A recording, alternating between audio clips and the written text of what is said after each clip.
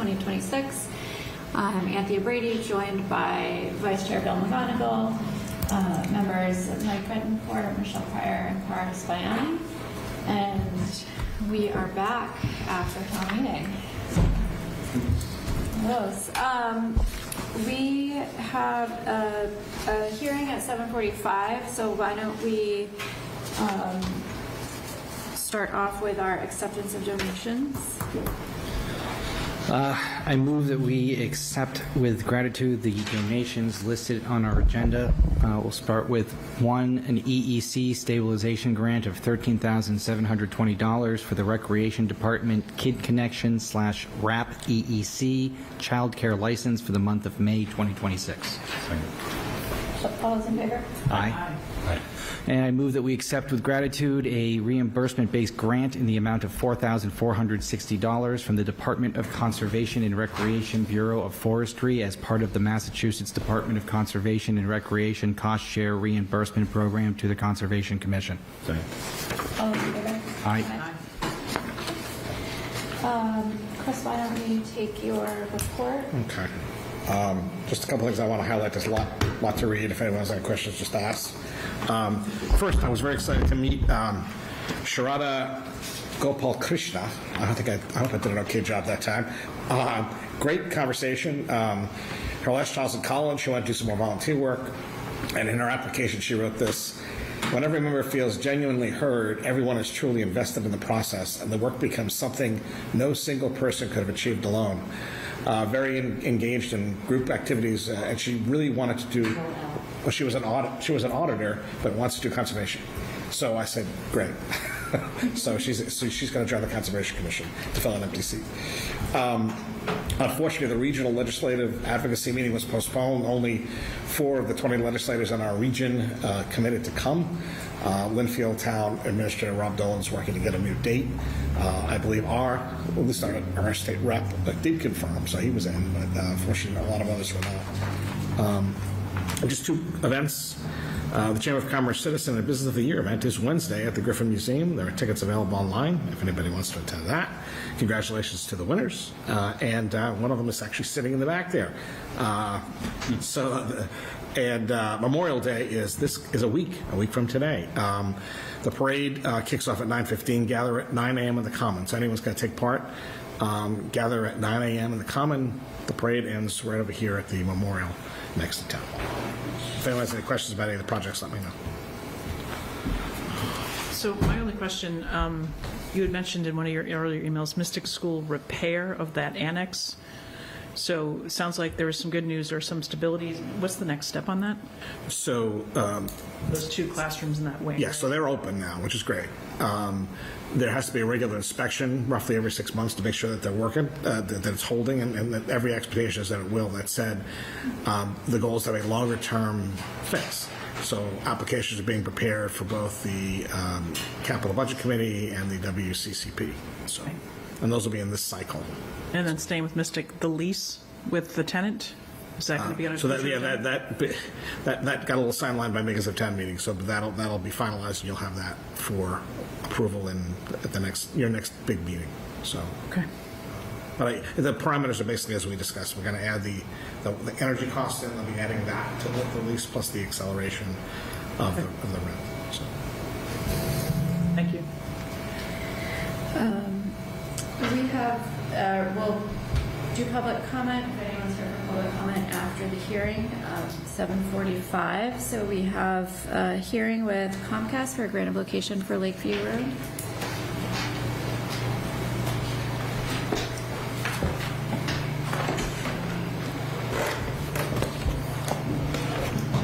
Hey, Matt.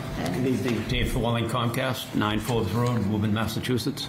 I'd like to speak in favor of the petition to place 36 feet of conduit for the purpose of providing the service to number 9 Lakeview Road.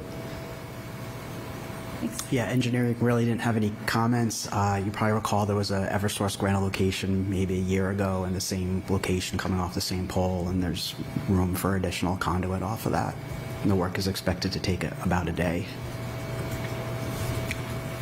Great. Any questions from the board? And anyone in the audience who wants to be heard on the grant allocation? Move to grant the petition from Comcast to do the work as proposed at Lakeview Road, subject to the conditions set forth in the May 5th, 2026 memorandum from Matthew Schuman, Town Engineer. Any discussion? All those in favor? Aye. Thank you. Thanks. We'll see you again very soon. Not quite yet. Very, very soon. And then anyone here for public comment? Okay. So we will move, come on, sorry.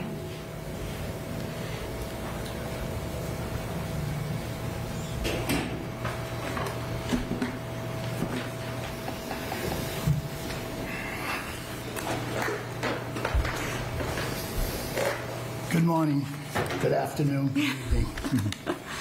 George now, Precinct 2, and I have a few comments to make on the transfer station.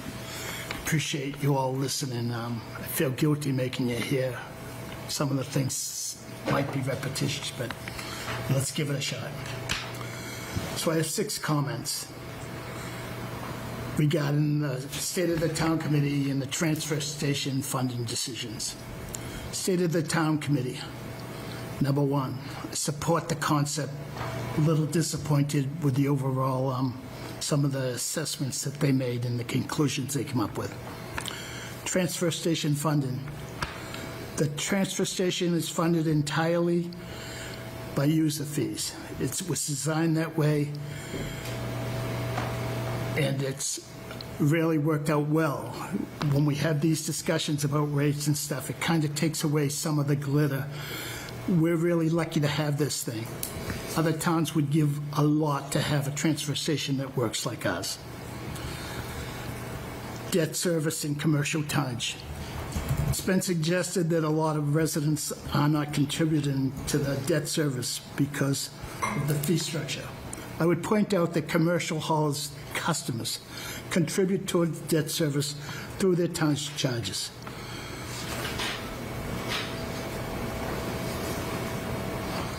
I also think that when we have discussions about fairness amongst the different residents, we must include a thoughtful examination of how municipal trash disposal costs are handled, how they've been handled in the past, and how they're going to be handled in the future.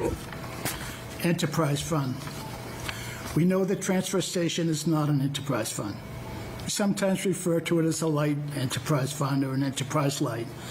Really has no meaning or backbone. It's just a regular account, and it gives us a little flexibility, which is good, but we have to remember that you can't have it both ways. There has to be a balance and consistency in how the station is treated financially. Fee increases. When the town begins to discuss potential 50% fee increases, while simultaneously projecting a steep decline in commercial tonnage, I believe there needs to be a lot of discussion. And finally, dime talk. I may not be an accountant, but I've calculated that the impact is substantially greater than the previously referred to only a dime per day.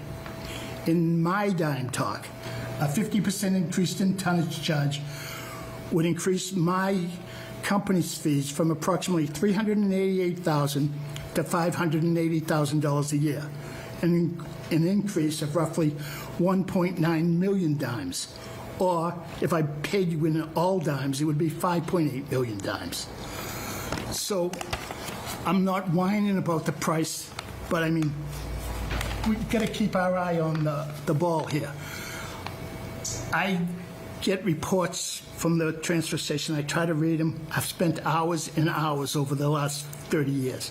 They're almost incomprehensible. I can tell you one thing, that on the reports it says that my vehicles bring in 8% of the weight. It also says that I provide 38% of the revenue over the scale.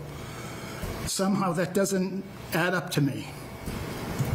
I think there's so much we can do with that transfer station if we just get together, instead of saying, no, we can do it this way. Yeah, we can do it a lot of ways. But there's only one right way. Let's get it done once, right. I honestly have been coming to these meetings for over 25 years. This can be done right. Once we get it right, it'll be so easy. You have the cars that run trucks that are 2% every year. It's so easy. Just my thoughts. Thank you for listening to me. Thank you. Thank you. Thanks, Rich.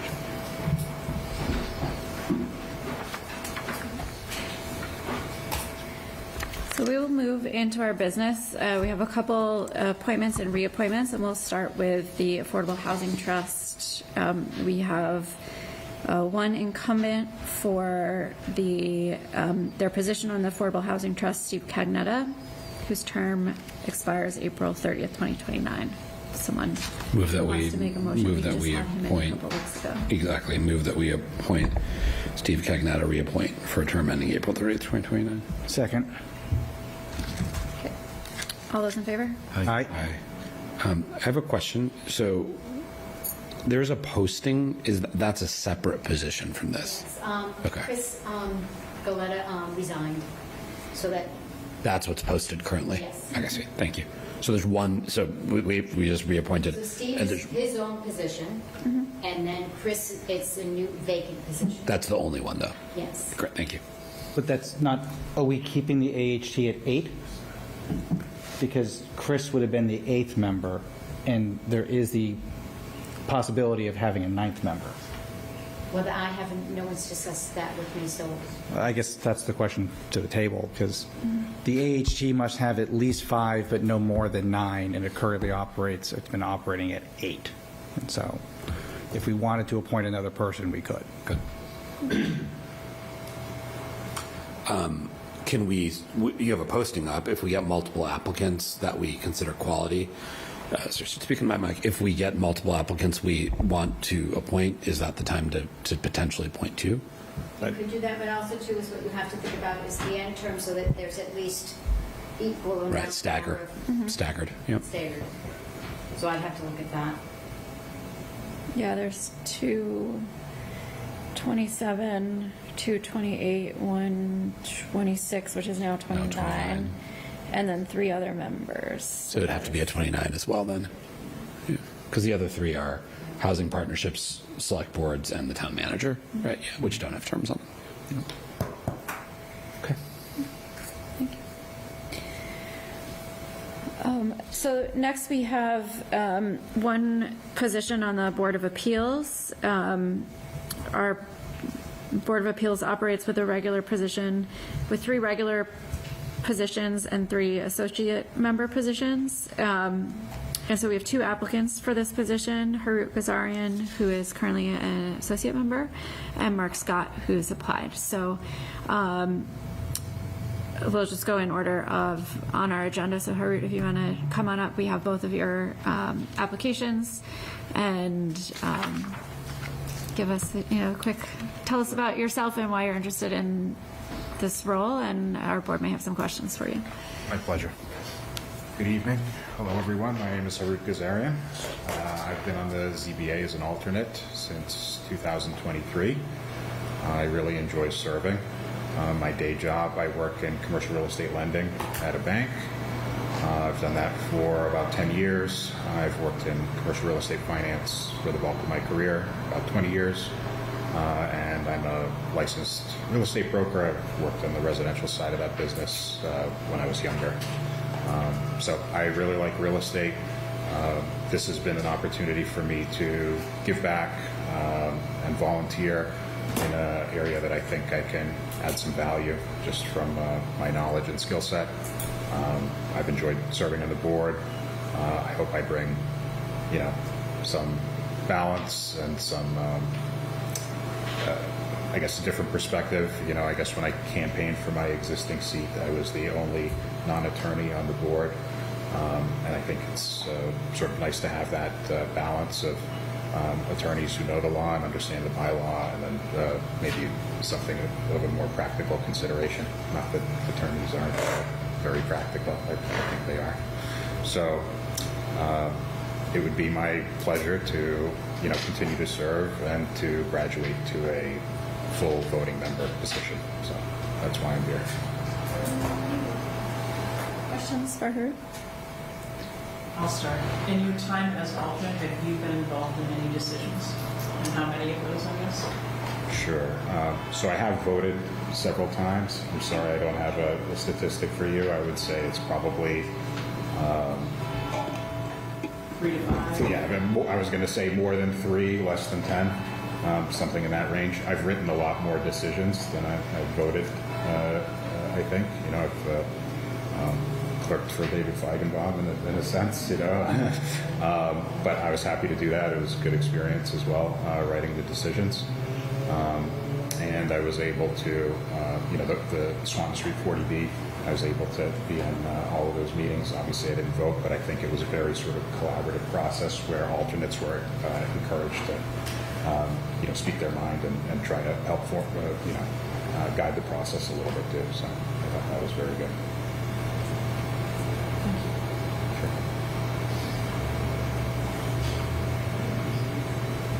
No questions. Could you describe maybe a little bit about your path as a member on the ZBA? So what you came into and kind of where you think you're at now? Sure.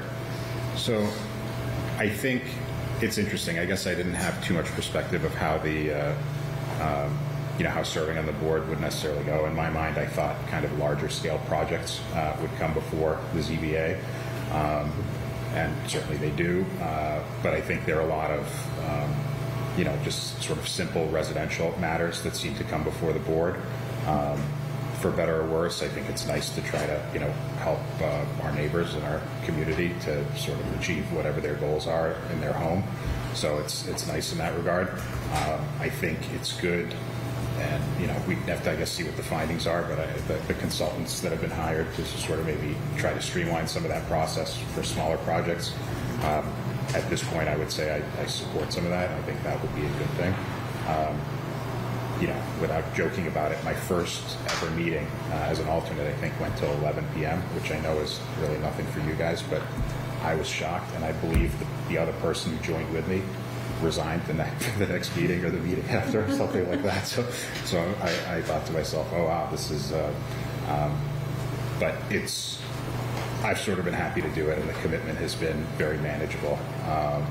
So I think it'll be nice as, I think maybe more larger scale projects come before the board and get some experience that way. I think that'll be nice. That's part of the thing that drew me to it, other than sort of giving back, is, a lot of my clients in banking and lending have to go through the permitting process. So it's nice for me to sort of see it from this perspective. So that's something that I like as well.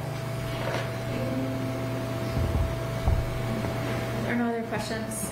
Thank you, Kurt, and Mark will have you come up. Thank you all. Thanks for your service.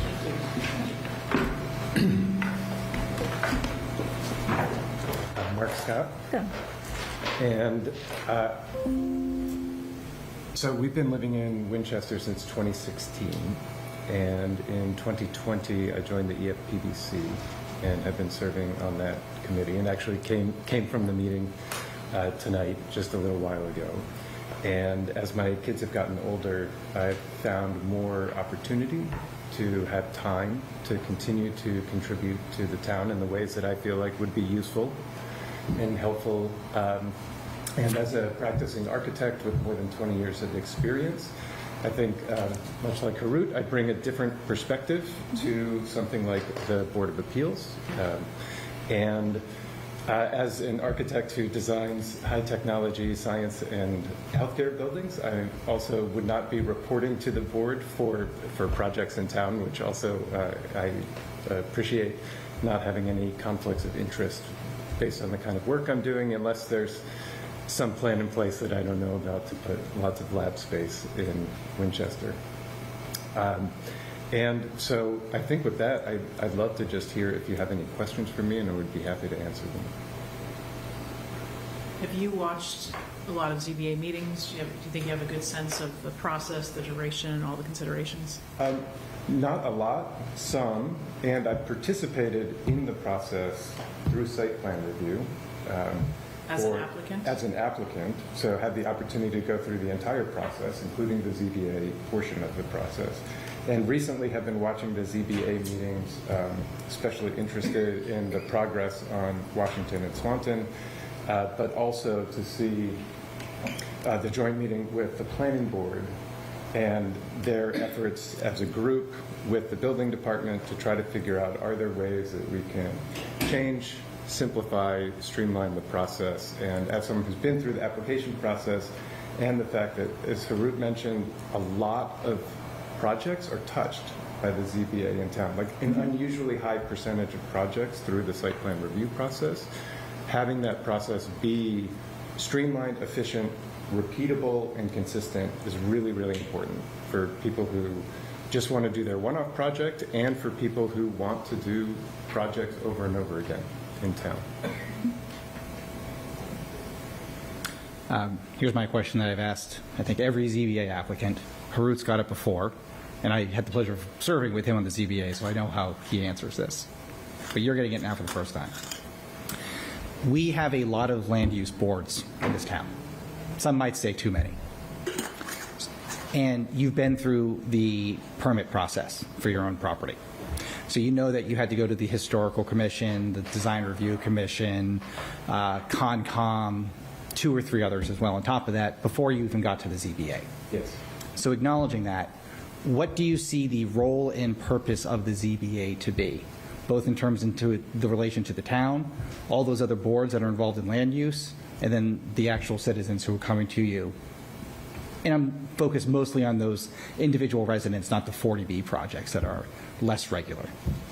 Yeah, so I think obviously, I think the as-written responsibilities are special permits, variances, and site plan review.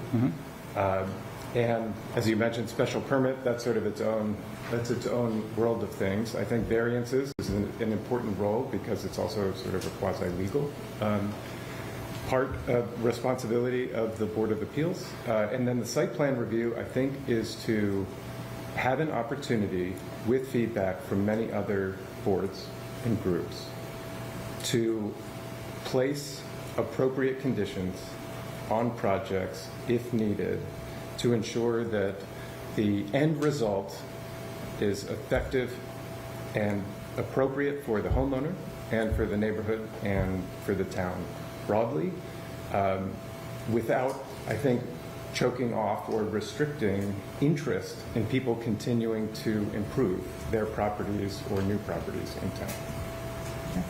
And with the follow-up of that, you're an architect.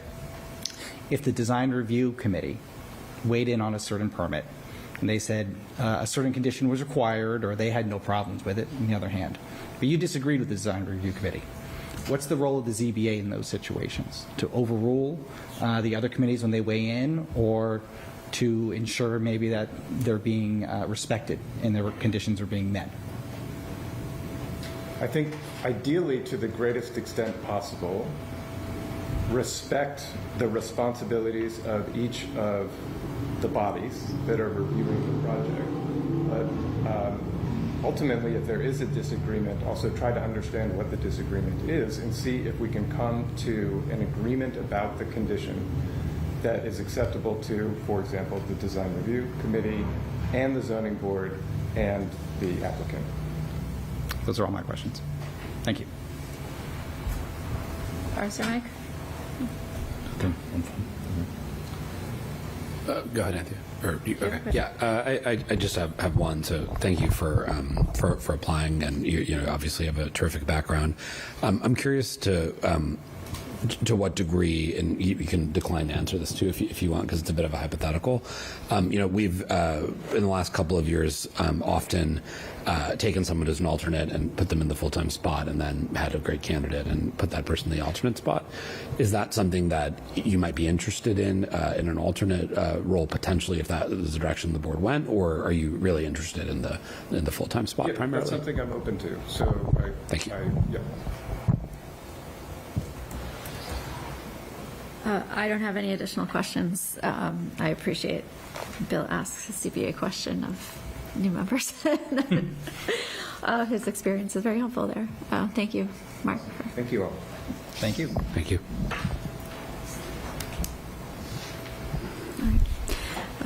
So we have one position to appoint for Board of Appeals.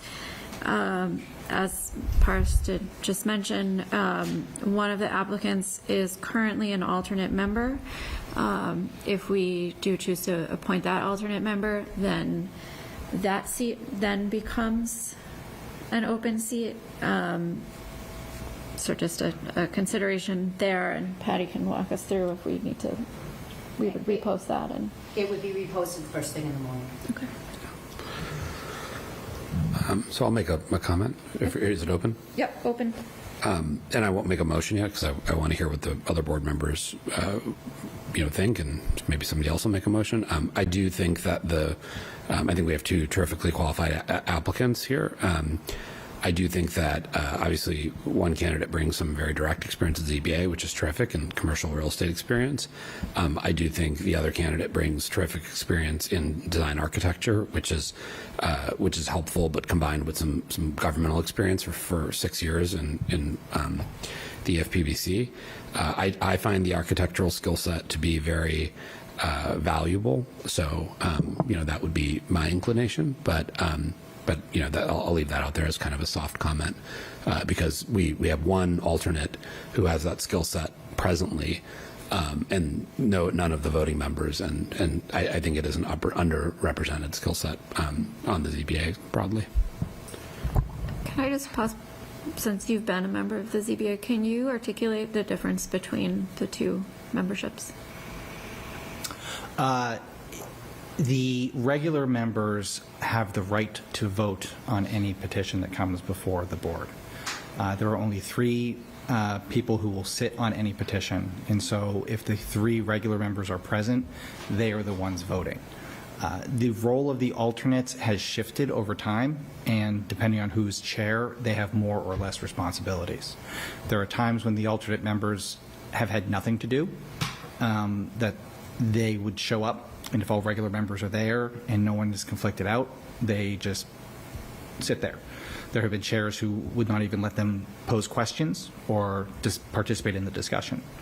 But then other chairs have allowed alternate members to be fully participatory and have even assigned them the task of doing the drafts of the opinions that come out of the ZBA. So in short, the role of the alternate depends on who's the chair. It can be as little or as much as the chair allows. Personally, I think that's a little silly. I think we should just have nothing but regular members, but that's a larger topic. But it is nonetheless an experience for somebody who has not served on the zoning board before to at least see how it works and understand how it gets done. Which is important because they are subject to certain statutory deadlines, and if opinions are not released to the caliber that they must meet and at the time they must meet, petitions are deemed granted. So it is a skill set that needs to be well trained for the ZBA to function properly. Thank you. So I won't make a motion, but I will signal where I'm leaning, which is I'm leaning toward elevating Harut, appreciating that Mark has had the experience of the applicant side as well as, watching meetings. I've heard from one member of the board about Harut's thoughtfulness and his record as an associate member, and how he approaches decisions, and a well-balanced approach. I think we always need some balance on our boards. So I think that's where I'd like to be, and I would certainly hope that Mark would apply for the alternate position and serve. The whim of the chair is to show up and say nothing, show up and do something. I guess we really can't, tell Mark what that experience might be, but I think that's where I'd like to see. I think were Harut just, 6 months into his tenure as an alternate, I might feel differently, but there's 2 or 3 years of track record, and very positive track record from what I understand. Yeah.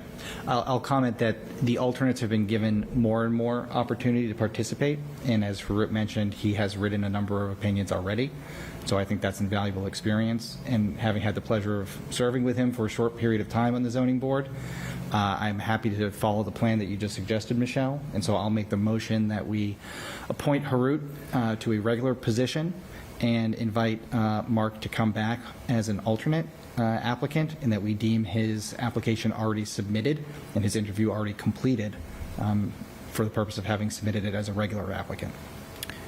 If I may comment, I didn't have a chance. Yeah, I think what the direction that we're heading is the right one. I was part of appointing Mark to the FPBC as the architect representative several years ago.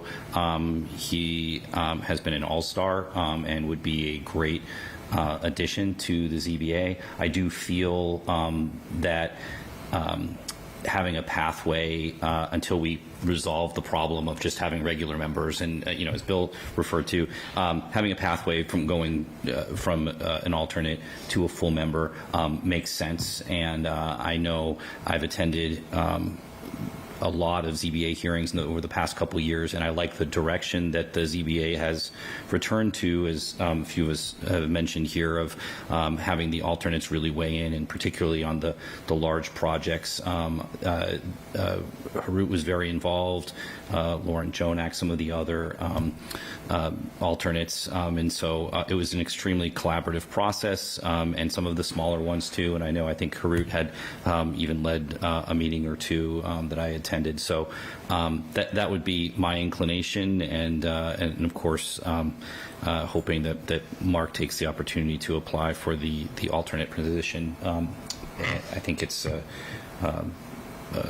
an embarrassment of riches for us to have both great applicants to add to the ZBA, so thank you.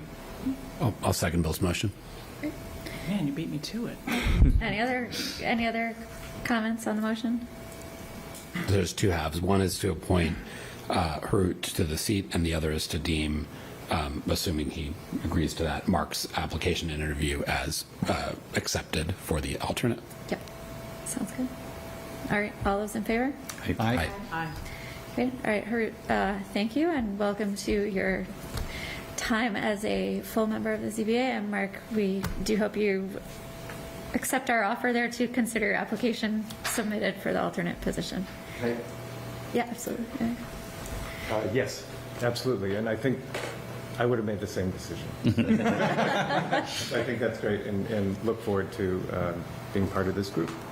So also, Mark, you are now no longer, once you accept that position, you are no longer a member of the EFPBC, so that means you guys are going to have to. Wait, what? Why?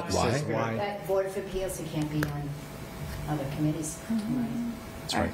I don't Yeah. think that's true.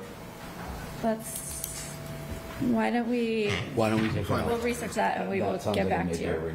Yeah, Okay, let me know, Okay. because I wasn't worried about it. we clearly were not either. Thank you all. Yeah, stay tuned. Always good to leave a cliffhanger. Yeah, no kidding. It's nice. All right. So I think now we have Matt come on for a bit of a marathon with us for a little while. So we're going to start with the MS4 permit update. And then, Matt, I think we have you here for the Davidson Park and parking. So, Plan this, it was exciting. yeah.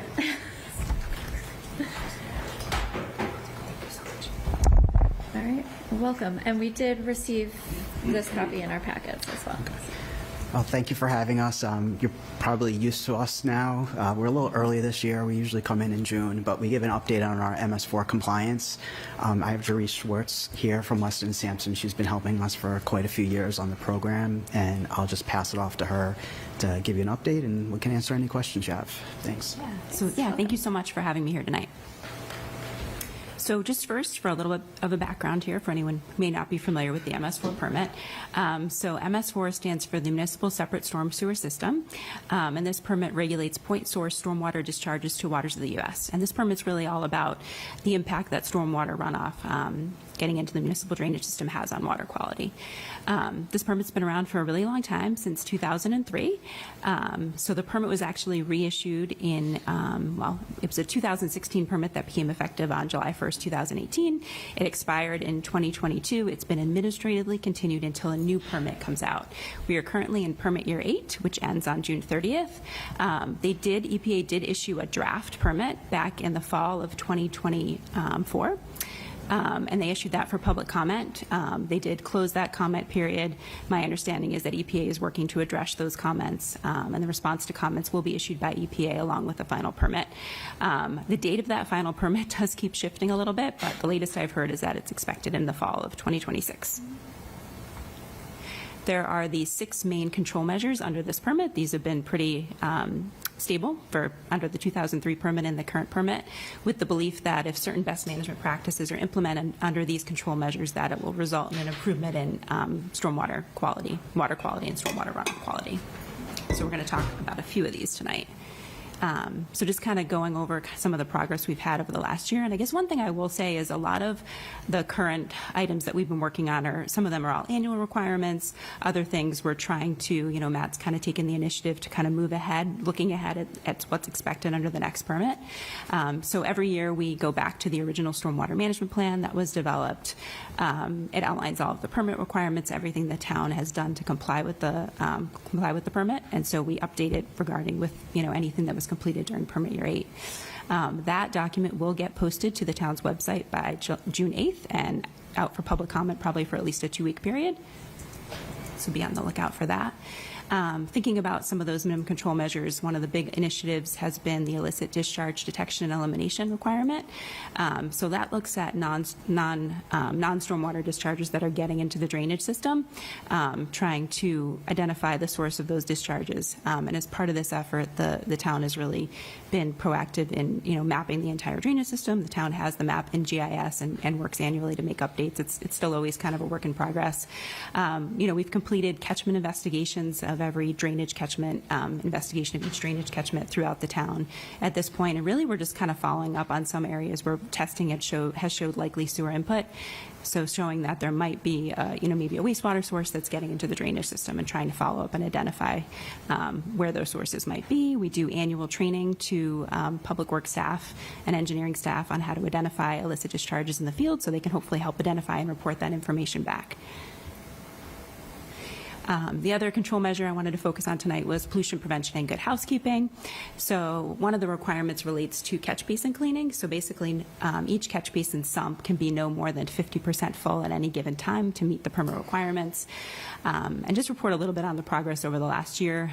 This year, the town cleaned about 550 basins of the more than 2,500 basins townwide.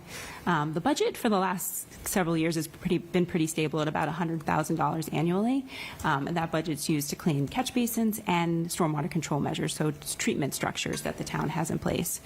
And the town has definitely made a lot of progress in this area, but we've definitely found recently that that more robust funding is really needed to kind of fully meet the permit requirements. We're estimating over $300,000 if the town were to inspect all of the catch basins annually and then do a supplemental cleaning.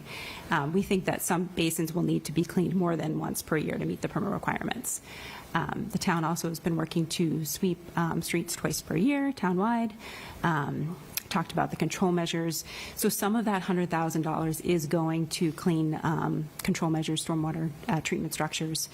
So cleaning about 43 of those this year. And we're going to be doing some post-inspections over the next month or so before the permit year end.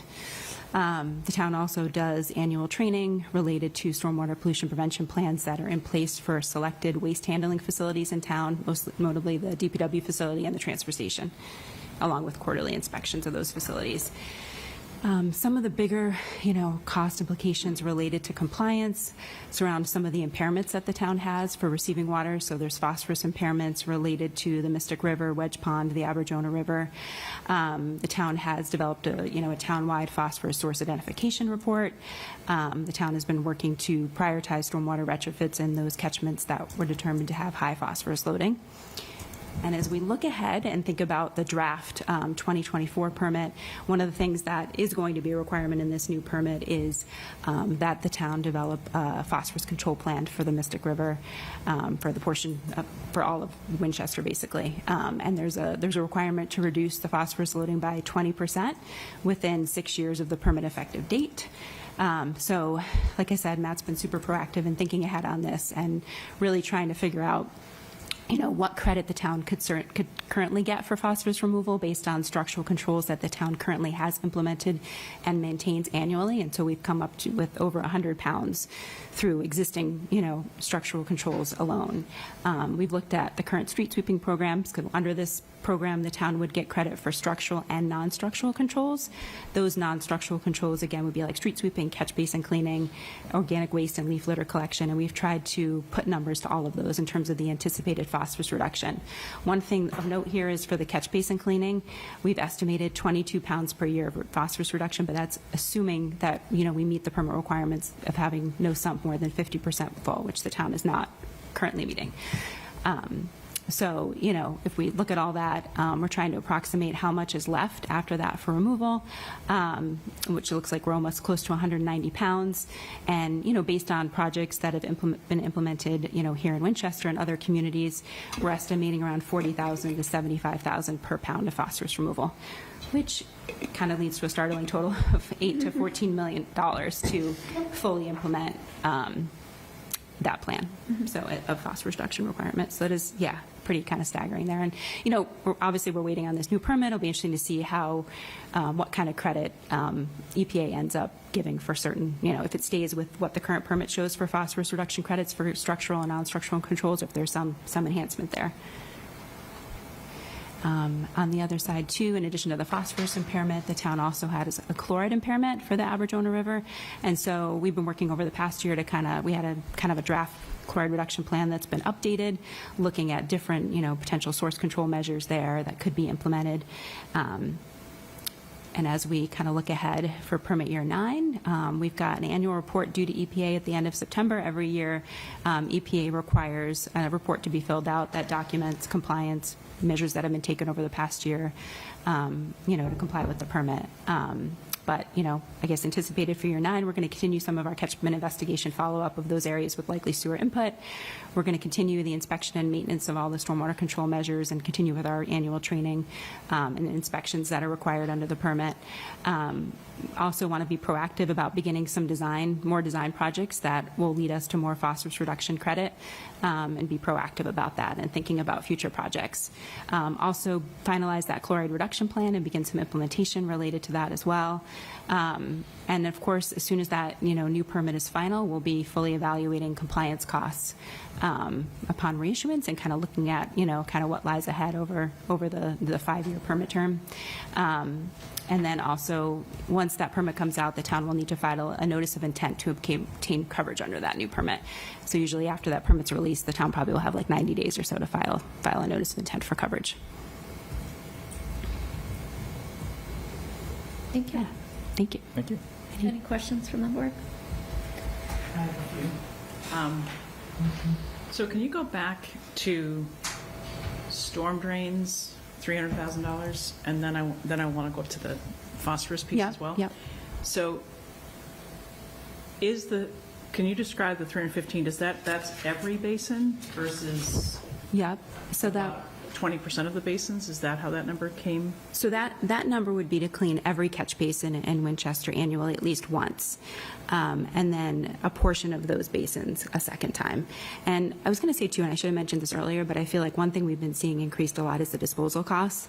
Harder to be able to dispose of the material, especially in Massachusetts. A lot of that material goes out of state now, and I feel like that has also kind of driven up the cost. So I think with the $100,000 that has been appropriated each year, we haven't been able to do as much with that funding. And then the other thing too I was going to say is the town had been doing some cleaning themselves, and they had a dedicated staff person that was really doing a lot and doing almost as much as the contractor was doing. And so we were getting close to probably 2,000 basins, and I don't believe the town has that dedicated staff person. Yeah, and I think the anymore. machine, The the machine clamshell truck broke or is not operable anymore. Right.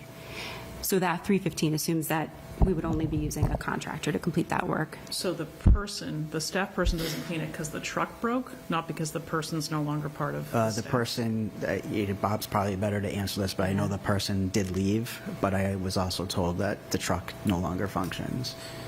Can I ask a Just be a follow-up? good What's the follow-up practical for impact? us. Do you mind if I ask it here? What's the practical impact of cleaning, going from 2,000 to 500?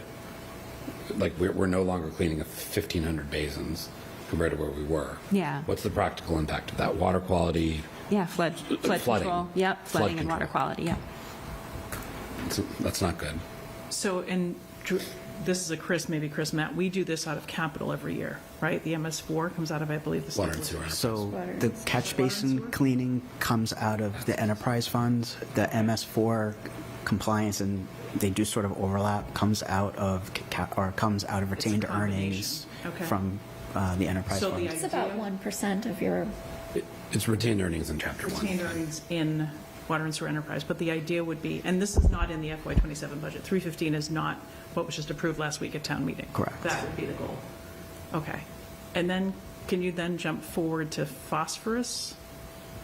So we have to remove 319 pounds within 6 years.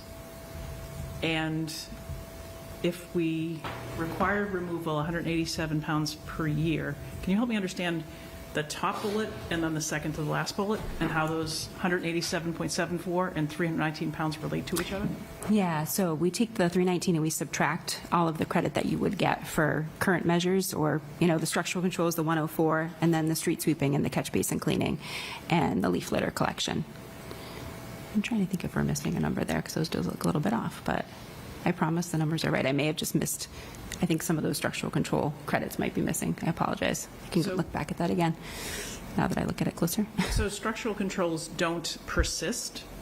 Like, maybe, I don't know, we don't have to vote tonight, but Yeah. if we get rid of 104 pounds per year, and we need to get rid of 319 pounds within 6 years, and structurally, we're getting rid of 104.22 Right. pounds per year, what's the additional $75,000 per pound that gets us to $7.5 million? And over what horizon is 7.5 to 14 million?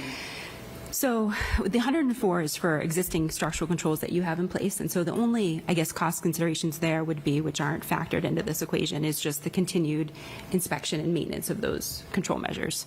And then the other piece is the additional phosphorus removal that would be required, which I guess those numbers are right. Sorry, I keep looking at them, which would be required to implement additional control measures for reduction. So an additional 187 pounds, and we've equated the design and construction of those measures to be about $40,000 per pound.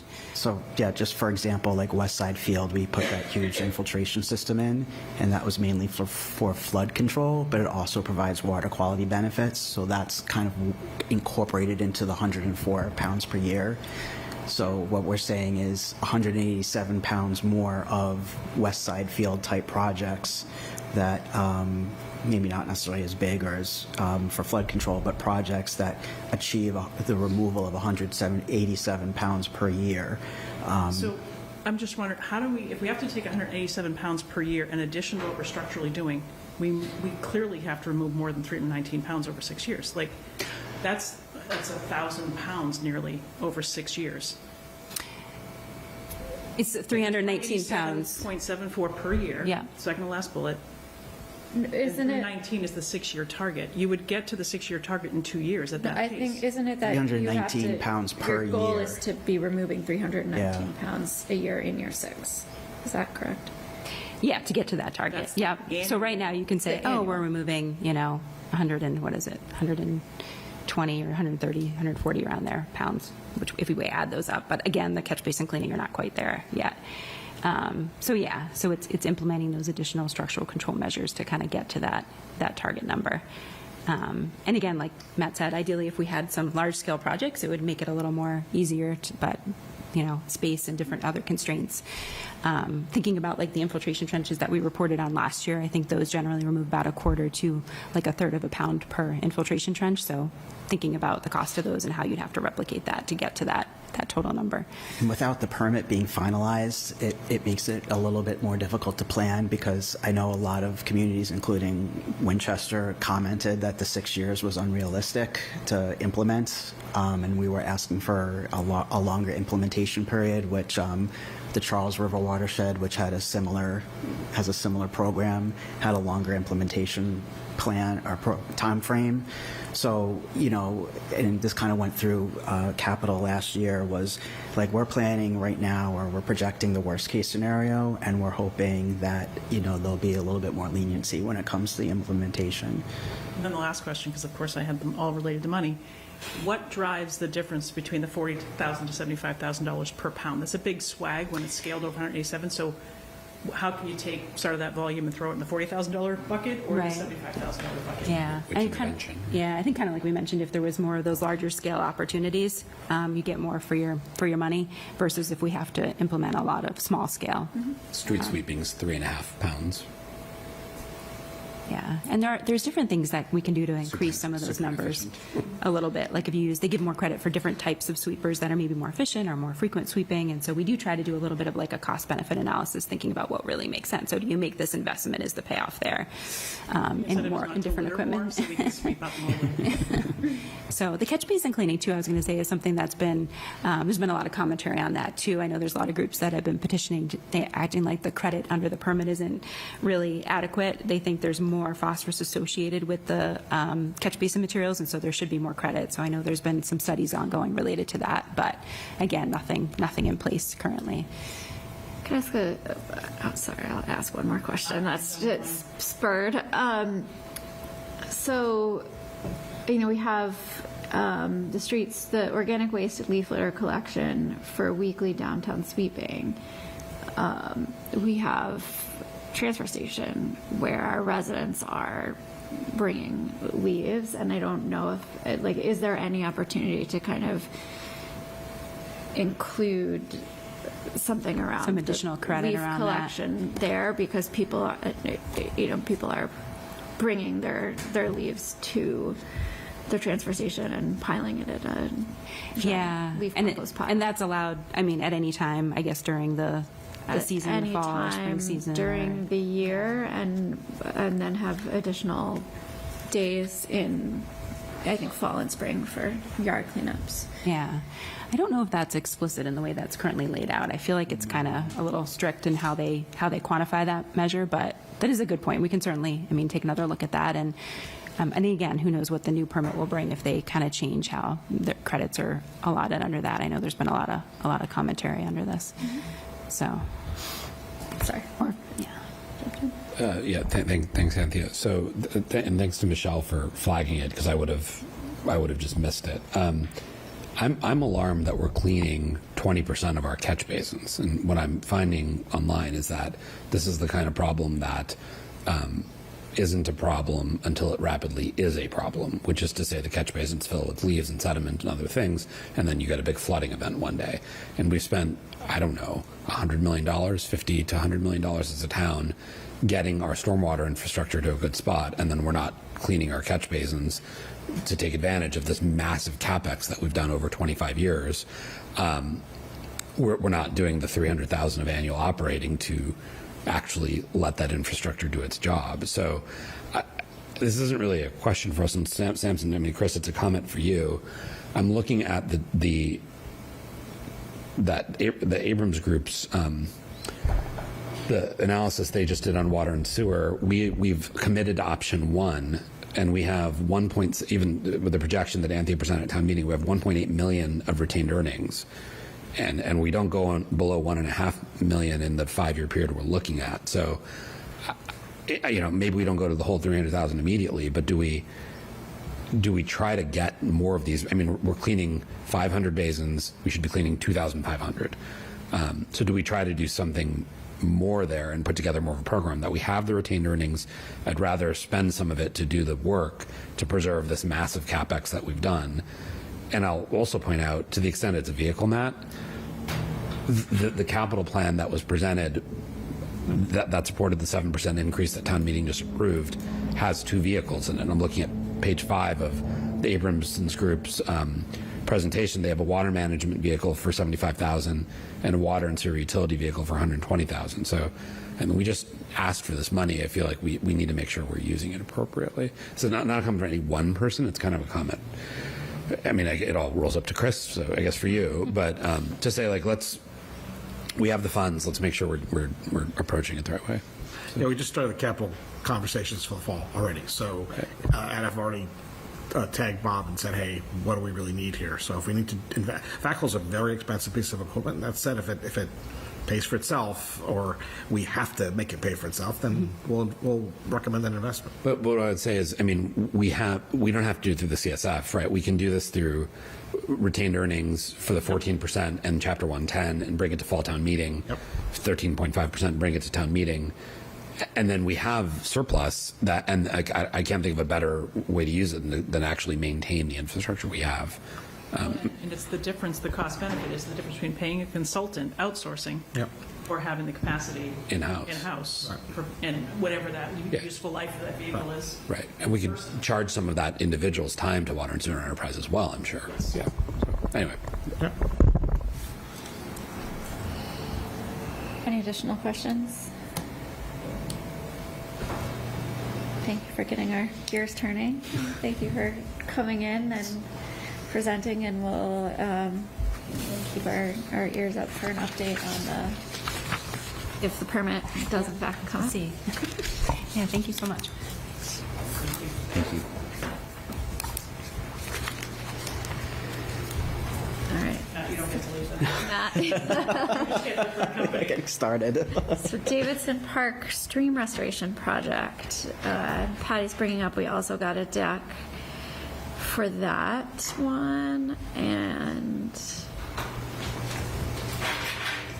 we have more guests. We'll give everyone a minute. You can pull up chairs if you want to come to this.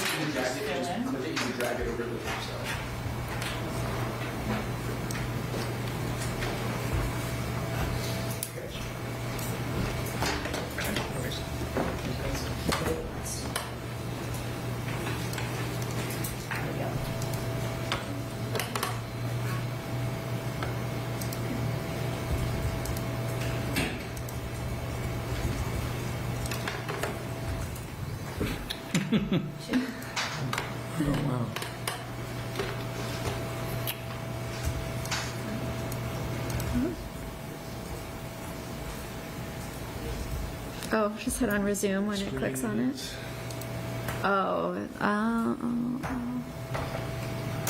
We can live with I think just if you drag it back to the other one, it will slideshow on this.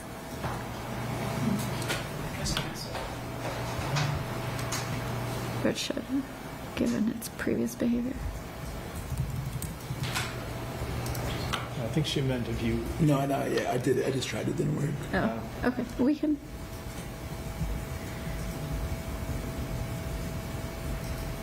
Yeah. I'm sorry.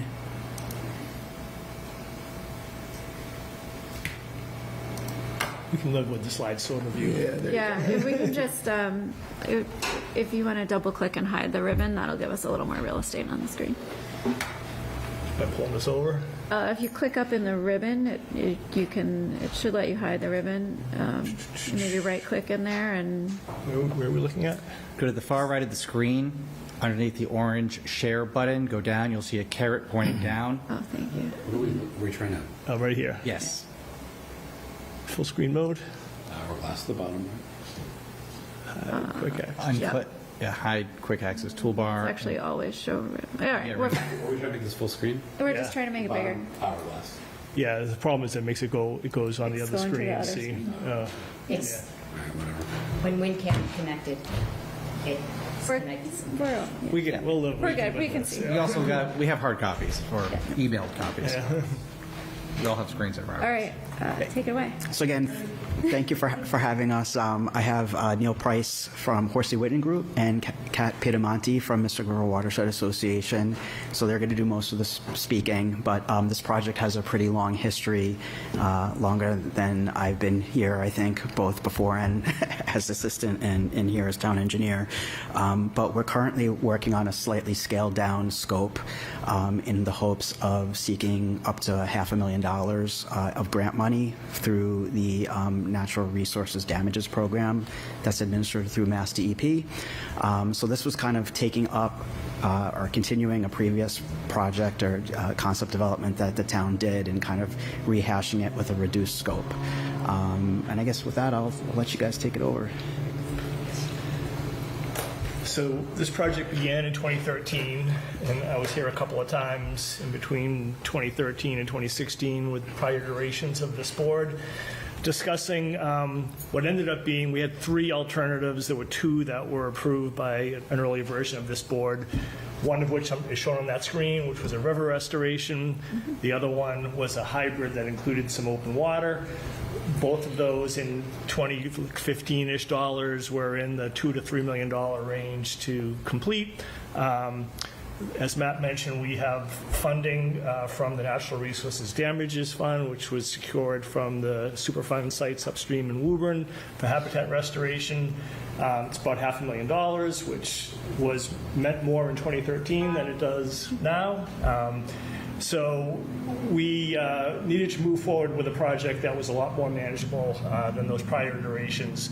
So what that meant is a lot less earthwork. I'm going to show you what we came up with. And so the basic situation is that NRD is behind this project. You know, their stipulation is they just need a commitment from this board to move forward with a single concept that then we can move forward and progress through permitting and then ultimately bidding and building it. A little bit of history just because it's interesting. So this is an 1854 map. The red shows the Davidson Park area when it was still a river, and pay attention to the sinuosity and the meanders there. That's the important part of general interest here, just how times changed. I found it fascinating that in the area where the Atlantic gelatin used to be was apparently a very large wetland complex at one time, and the area where the Winchester Hospital Annex currently is was an old mill, and you can see that the river had been siphoned off that direction as part of a raceway to turn that mill back at that time. Jumping forward in history, when the neighborhood that's there in Brookside was built in the turn of the 19th to 20th century, they moved the river, straight lined it along the edge.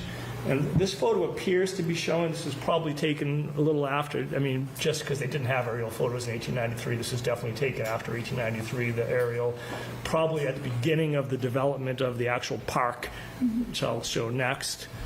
So this is probably late 30s, early 40s, just after the park had been completed, a very almost golf course-looking manicured landscape where the river had been turned into a pond, nice grasslands and so forth.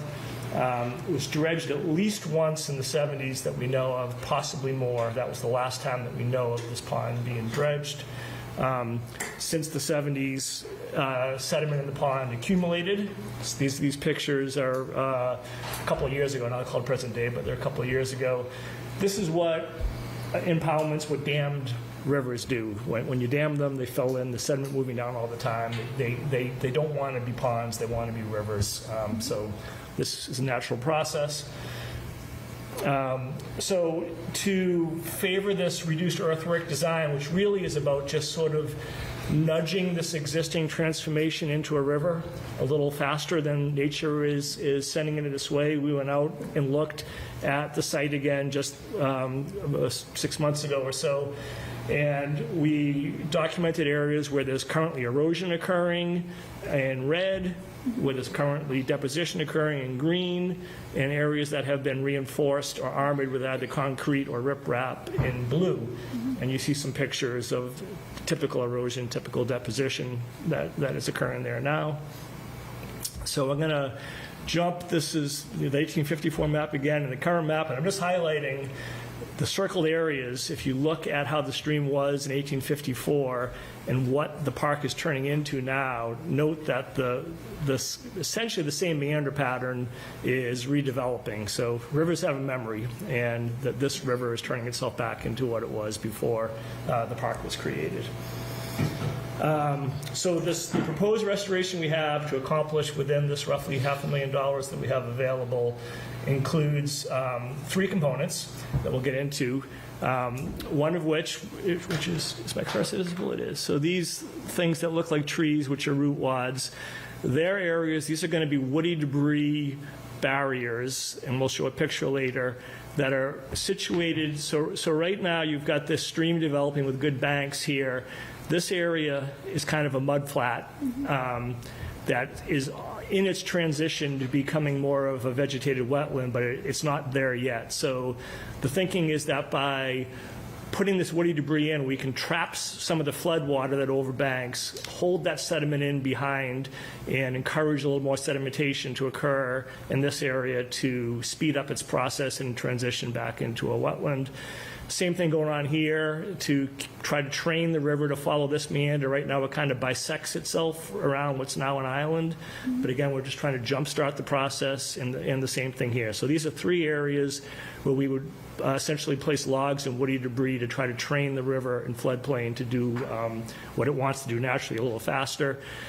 Then these gray areas are rock veins, and I'll show you pictures of that. So these are essentially areas to encourage fish passage. So there's a sewer main crossing right here that creates a waterfall that's too big of a hydraulic drop for upstream swimming herring to get over. So these rock veins will kind of parse that drop out in stages and pools to allow the fish to get upstream. And then the last thing is bank stabilization along this straight line section of the river. So in green, so again, because we don't know how much things will ultimately cost, we have primary and optional. So we'd like to do all of this. Depends what the bids come in as. So the green are the higher priority areas to stabilize, to prevent erosion, and the orange are the secondary priority areas. And so this is going to be an example of some of that woody debris. This is just a picture off the web. It probably wouldn't look exactly like this, but the idea is it's wood slash that's anchored down so it won't float away, and will, in time, kind of create a very natural looking appearance. It provides habitat for fish, shelter away from predators and so forth. So that's that. And we have examples of, this will be the bank stabilization measures next. So what we're proposing here, this is an interesting product, is the toe of the slope where the water's moving the fastest and there's the most erosion potential will be a line of boulders 1 foot to 1.5 feet in diameter to stabilize. And above that are these bags called Flex MSE bags that are essentially a permeable sacks full of soil that are seeded, and then you can do things like plant them afterwards, and they over time grow into these vegetated looking shelves. So the root matter actually serves to stabilize the bank. So we've got rock at the bottom where the water is moving the fastest, and then vegetation up above that, which is important because DEP requires you to use the least intrusive method for stabilization possible. That you can't just go put giant stone out there. That would never get permitted. And then the rock weirs for the fish passage look something like this. This is an example in Barnstable. So you kind of build up this pool. There's a narrow slot. So there's, the fish swimming upstream in this direction would rest in the pool and then dart over each fall, and then rest in the pool and then dart over each fall. And so that's the design. And I'll turn it over to my colleague Kat from the Watershed Association to talk a little bit about public outreach. Thanks, Neil. So Myra began working with the town back in 2022, 2023 to add capacity to the community engagement efforts. And the intention was really to make sure the community was not just informed of what was happening, but that as the design progressed, they were engaged in the conversation, and hopefully, in an ideal world, we're actually informing the design. There's a strange subtitle over here, but to go over that, we put out a survey, got almost a couple hundred responses, which I will tell you it's pretty good. We do surveys in other areas, and that's a good number. We put together a webpage so there was always up-to-date information. Did an open house in 2022 with roughly 50 people came to public meetings, and then again in 2025 had another public meeting, again kind of coinciding with how the design progressed.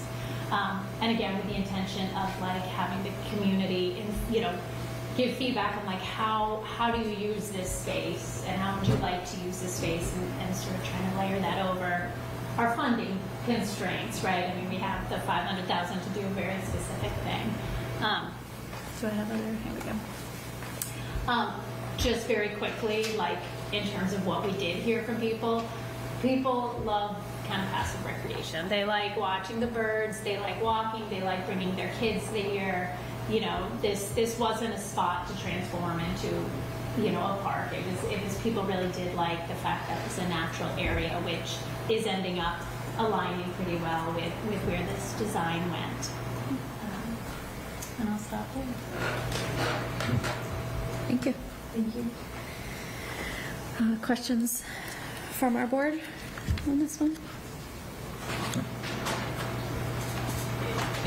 Are we voting to endorse the design tonight? And is there a recommendation from the manager? So we've been about this, Matt and I, so yes, in order to move to the next phase, we need the board to say, yes, this is the right path. So we can apply, we can continue to design and then apply for a grant, correct? Yes. But there are existing funds, $500,000 Half a there. million dollars, yeah. Okay. We have to apply for them, but they're there, and they've expressed interest in funding a project for Winchester.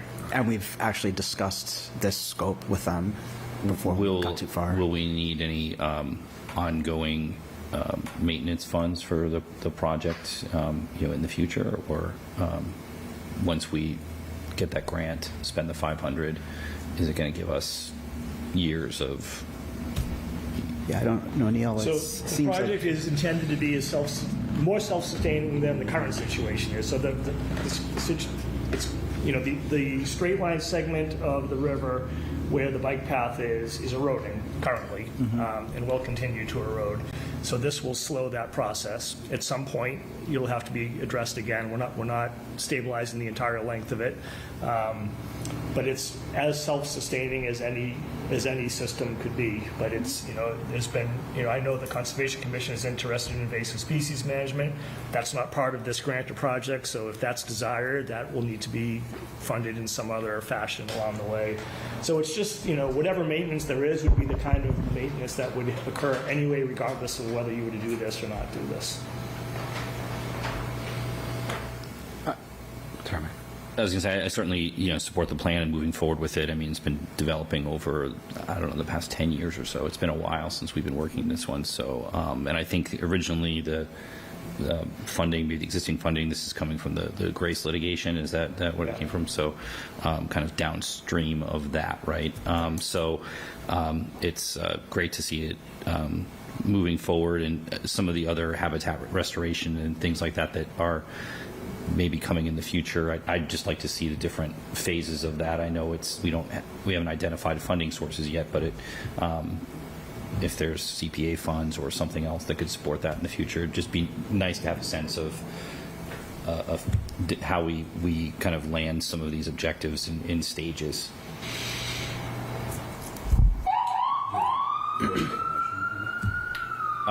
No, go ahead. You can comment if you want. Yeah, I have a question, but go ahead and make a motion. Yeah, I would move that we approve the plan as presented. Second. Is that? So Discussion, Michelle. my question is maybe for Matt and Chris, which is we're going to be taking possession of some property related to the Vale project across the street on Sunset. So how does this design, or how does the Vale, is it coming kind of as is, current conditions? How does our control of additional land on the other side of Washington Street impact, accelerate anything that might impact here, or potentially help sustain or stabilize the intervention that we're putting in place? So I don't think right now that there's really any impact of that Vale property, but we actually have been looking at other grant opportunities for that property to see if there's potential flood storage or other habitat restoration that could be done. We're actually working with the Mystic River Watershed Association on that. And we haven't heard back yet, but that's something that's definitely on our minds. Yeah, this is not a one-off. This is an ongoing continuum, and the goal is this will just build on itself, and that. Yeah, I think to Mike's point, I'm good to go with this tonight, which is, what is, and when we did flood mitigation, we started at Mystic Lake and worked upstream and widened everything up to Horn Pond. This is kind of straightening out this river and stabilizing the bank and getting it back to a flow. How does that impact if you go further upstream? So what does that look like over funding being a huge question, but what's the vision for all of that knitting together, whether it is additional storm or a catchment or habitat? How does that tie into what we're going to do here? And is it additional, recreation space? Does the bike path extend? I'd just be curious at some point, not tonight, I'd be curious to see how it all fits together. One other just quick thing, you reminded me of this.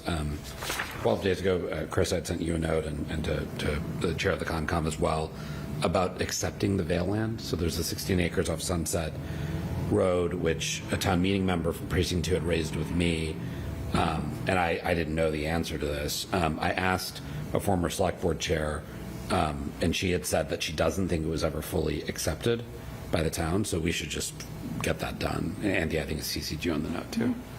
Yeah, that'd be good for us to dig into. To get fully accepted and I think there's- recorded. I think we did vote to accept it, whether it was recorded or not, I don't know. I think that, I think we voted. I think it's like anyway, we should just look into it. Yeah, we'll put a. I put a pin on it. If I may, I don't think it's been transferred to the town because there was an A&R filed with the planning board in the last couple of months to create the lot in Winchester. So I think that would probably be the next step, would be to actually transfer it. Can maybe, Chris, you and Taylor Herman get a memo to the two boards to say, here's what it takes? Because I think once it comes into the town's land registry, then I'm sure Concom will want to bring applications to CPA. I mean, then we can start improving it, right? So. All right, we have a motion on the table. Any other discussion on the motion? Okay, all those in favor? Aye. Thank you for coming in. I'm interested to know at what point between 1843 and 1890 my street shows up on the maps. So that was good. Do Google Maps. I can, thank you. It was just interesting to see the 1843 map. My road did not exist. But I am in this park a lot, so I appreciate that we're moving this forward and doing something for the sake of the river and for the sake of the parks. Thank you. Thanks. All right, Matt. Don't go anywhere. Thank you very much. You sticking around, Matt? So we have a memo in the packet about parking fees and fines.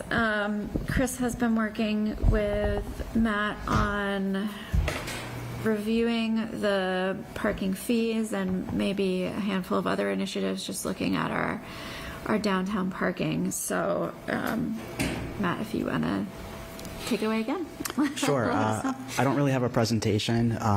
However, working with Chris, we've kind of set this informal working group together with the treasurer, the traffic safety officer, myself, DPW, and planning, talking about a couple different issues in the town center. And one of the issues that came up was the idea of the parking fees and daily rates and fines. And we kind of just noted that they haven't been raised in probably at least 10 years for the most part. So it's something we felt it might be worth revisiting. And then, this kind of ties into some of the discussions that came up through State of the Town and looking at additional funding sources.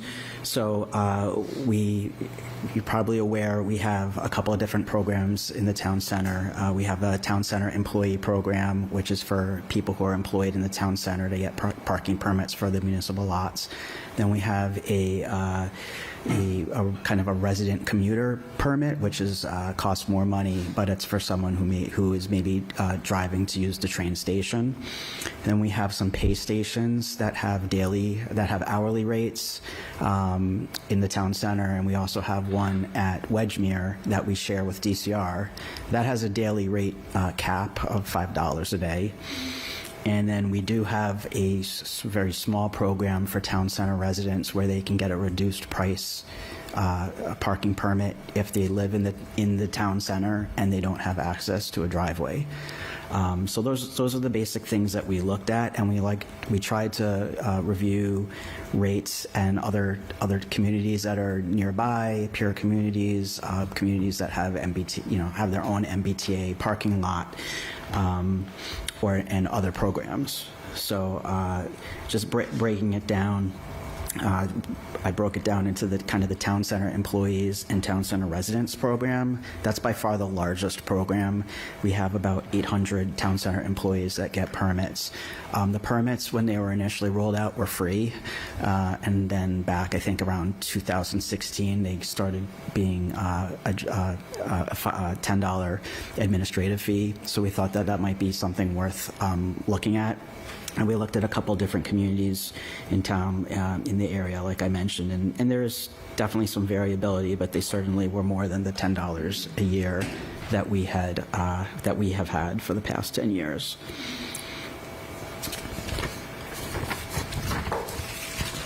Similarly for resident parking, we looked at that. We don't sell as many resident parking permits as we used to based on COVID. A lot of people aren't, coming into the town center and taking the train. But that's another area where we thought a more modest increase might make sense to be comparable with some of our other communities. The pay stations that we have only take bills. They don't take coins. Right now, they're $1 per hour. It's not like we could raise it to $1.25 an hour or something, and it didn't make sense to raise it for, say $2 an hour. But the pay station at Wedgemere has a $5 maximum daily rate. We suggested considering raising that to $6, so that's a modest increase of $1. Originally, when the program started, the idea was to have to encourage people to use the Wedgemere lot over the town center lots, because we wanted the town center lots available for people, patrons of the businesses. So the town center lots don't have a maximum daily rate, but the Wedgemere does. So we felt that increasing it by $1 at Wedgemere as a daily maximum, might bring us in line with other communities and be reasonable. So that's kind of like the first half, and then the other half was we looked at parking fines. So that's something that our traffic safety officer, I think he's been here like 20 years, doesn't recall him ever having been raised.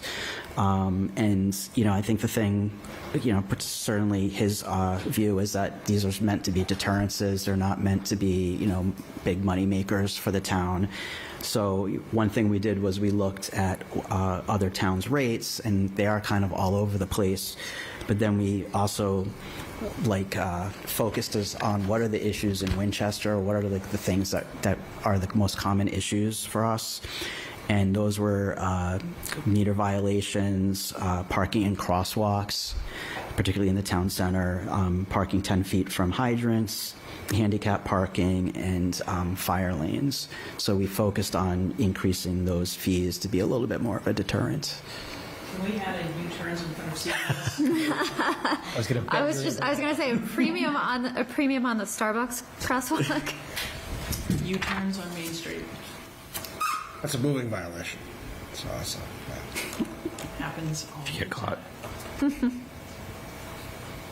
So should we react to all of this? Why don't we start with? Top?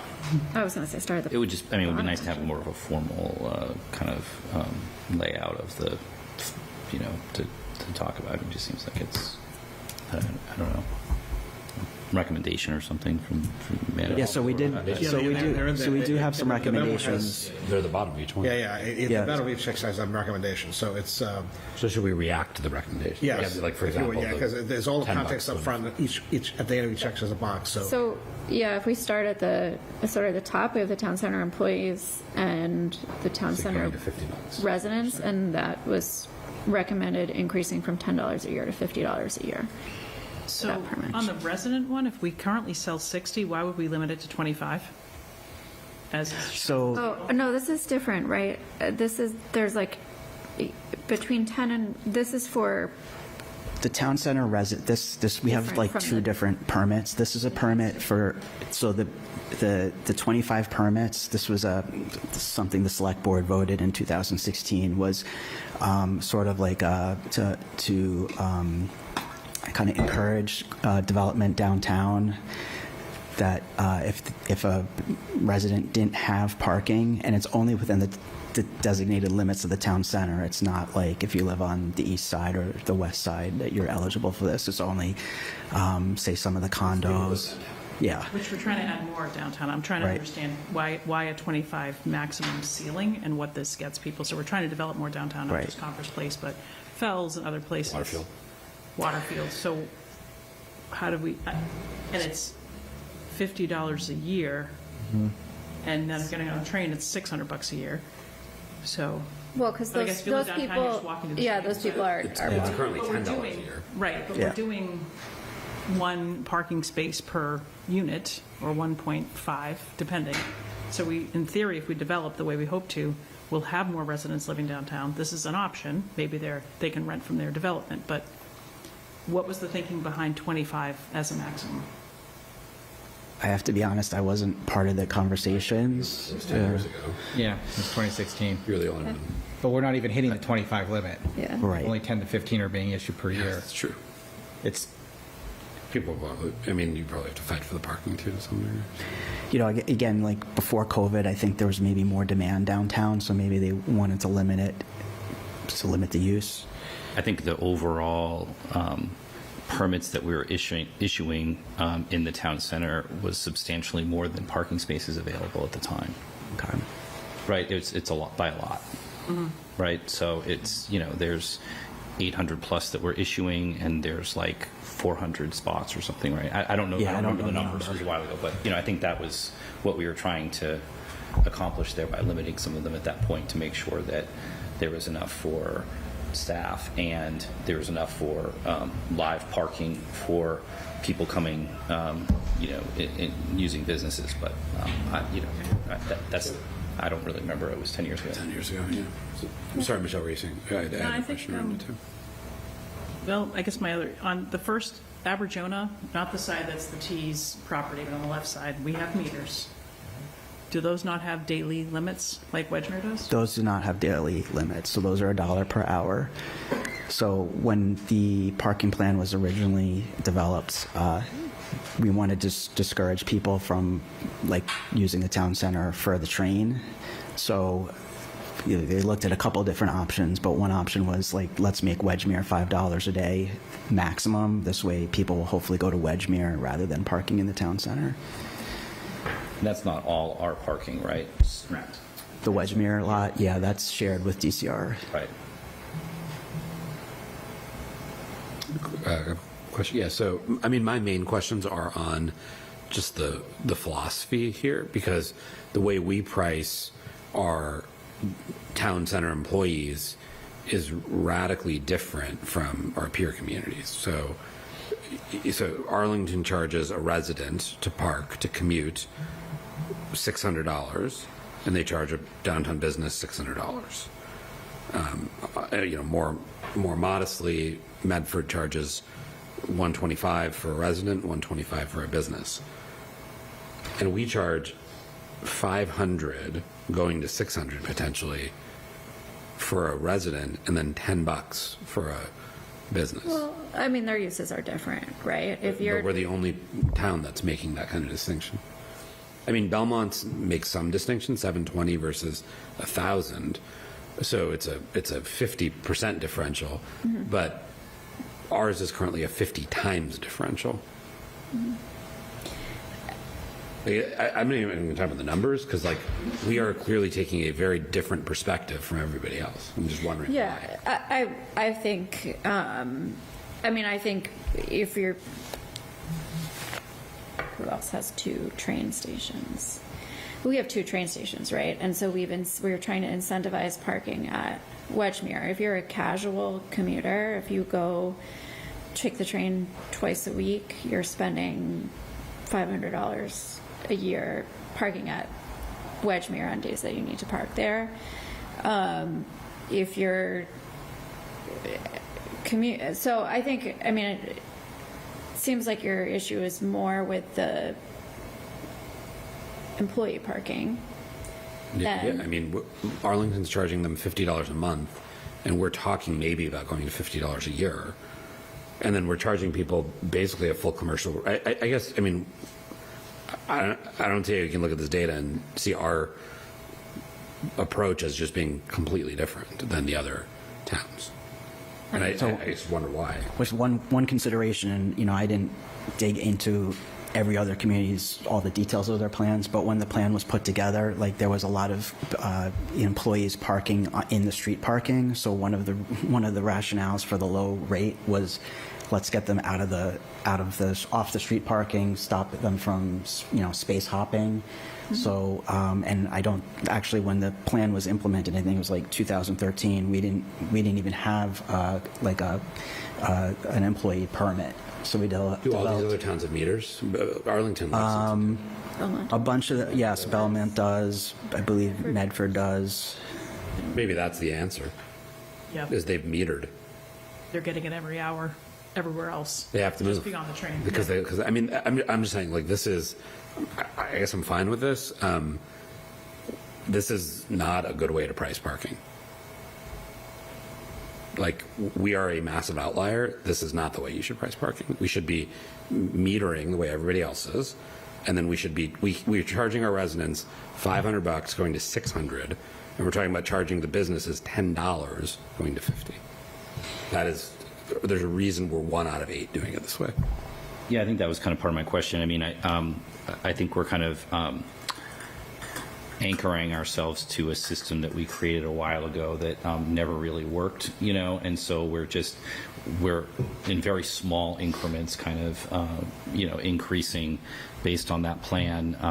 And I know that I think we did a parking and traffic study in 2016 around this same time, and we even looked at building structured parking, all sorts of, and it just didn't work out economically, and so I think we kind of punted and just kind of made some small changes here. But now, to your point, Matt, post COVID, I think people are using the town center differently, and we want to encourage it. But I think even people that do buy those permits, like a lot of people, if they're taking the train and going to the city like I do, it's not every day, right? So maybe if we have a flex permit or something that people I don't know, it would be worthwhile for us to kind of see what blowing it all up and kind of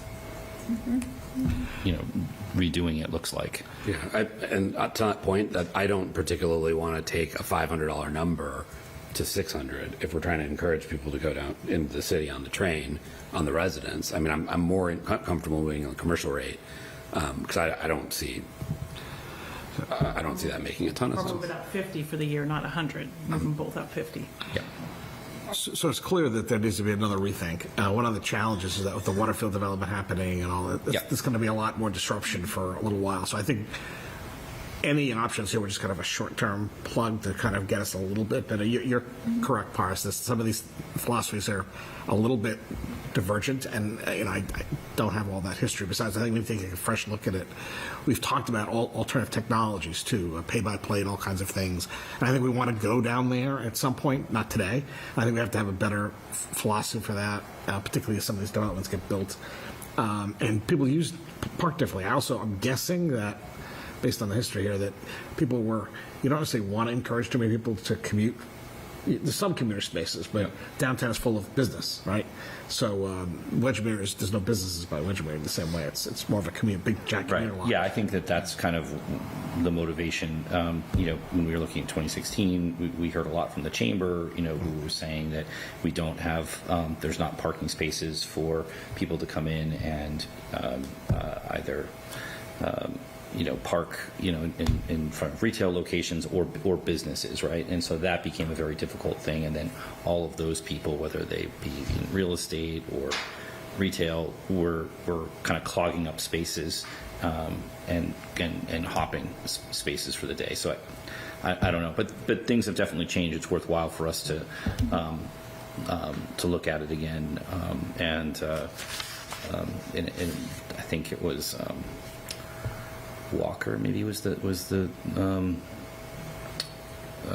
consultant that we used originally on the, but I don't remember if that's who it was from. I mean, I'm thinking of something else. But anyway, we have that somewhere, and it may be so we're not making the same mistakes twice. But probably, I guess my point is we might need to kind of blow it up again and maybe talk to the chamber and talk to a few folks and see what it's going to look like. Practically, Matt, you start selling annual permits for businesses in July, because I have space across the street. The effect of July. Let me say, I'm comfortable moving on the staff recommendation. I think the number should probably be high over time, but I think it needs to be paired with some kind of a meter or pay-by-plate approach. So I'm comfortable with it now, and then exploring more. I would just personally hold off on the resident one. The $100 increase on the commuter parking. That would be my opinion. Does anyone want to make a motion on the town center employee and town center resident permit? I would move that we adopt staff recommendation, move $50, and further ask them to study this issue. Second. Any discussion? Okay. All those in favor? Aye. All right, so we'll move that to 50. Paris just suggested holding on the Winchester residents one. Does anyone feel differently about that? Or the Winchester resident commuter permit? Just one person, so No, I agree with that. I think that's fine. I mean, I think we're going to have to have a more strategic approach here. So, Yeah, my only comment would be to look into maybe not doing them by a full year, but some sort of maybe quarterly I option. think they are quarterly. They do have They're quarterly quarterly. option. They are So you could actually quarterly. go 150 a quarter and keep the year at 500. I was thinking of splitting the difference. one. If you bought an So if annual you permit, do an it's annual permit, it's 500. If you 500. go by the quarter, it's 150. Interesting. Because you can buy a quarterly, because I used to have one of those too. That's fine with me. As long as the staff can. Oh, you're already selling them quarterly. Yes. They're different colors depending on which duration. Yes. I'm fine with it. So I'll make that motion then, that the resident commuter parking increase to 150 per quarter, but that the annual fee remain at 500 a year. second. Okay. Any other discussion? All those in favor of that? Aye. Aye. Okay.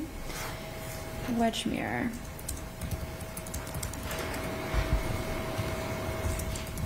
I move we adopt the recommendation of moving Wedgmere to $6 a day maximum. Second. Discussion. My only thought in reading this is that there's no change given.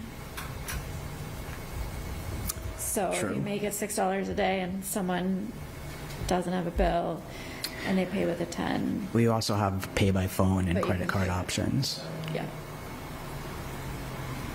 Is there, do you know, does anyone know, is there like a premium on the pay by phones? If you pay by phone, it's like $5 and whatever the administrative fee is? There is a fee. I don't know what it is. I don't think it's very large.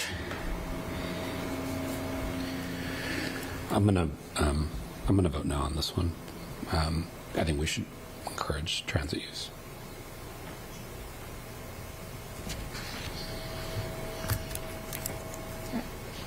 All in favor of this one?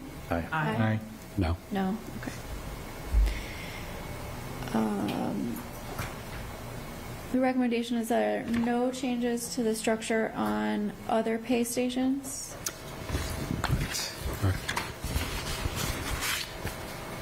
And then we have fines. So So there's a table on parking fines, which proposes increasing the meter violation by $5, overtime parking by $5. Is that like if I stay in a 1 hour spot for 2 hours? Yes. Yes. Removing the taxi stand, increasing the crosswalk penalty by $25 from $25 to $50, increasing 10 feet from the hydrant by $20, so $30 to $50, increasing handicap parking violation from $100 to $200, and increasing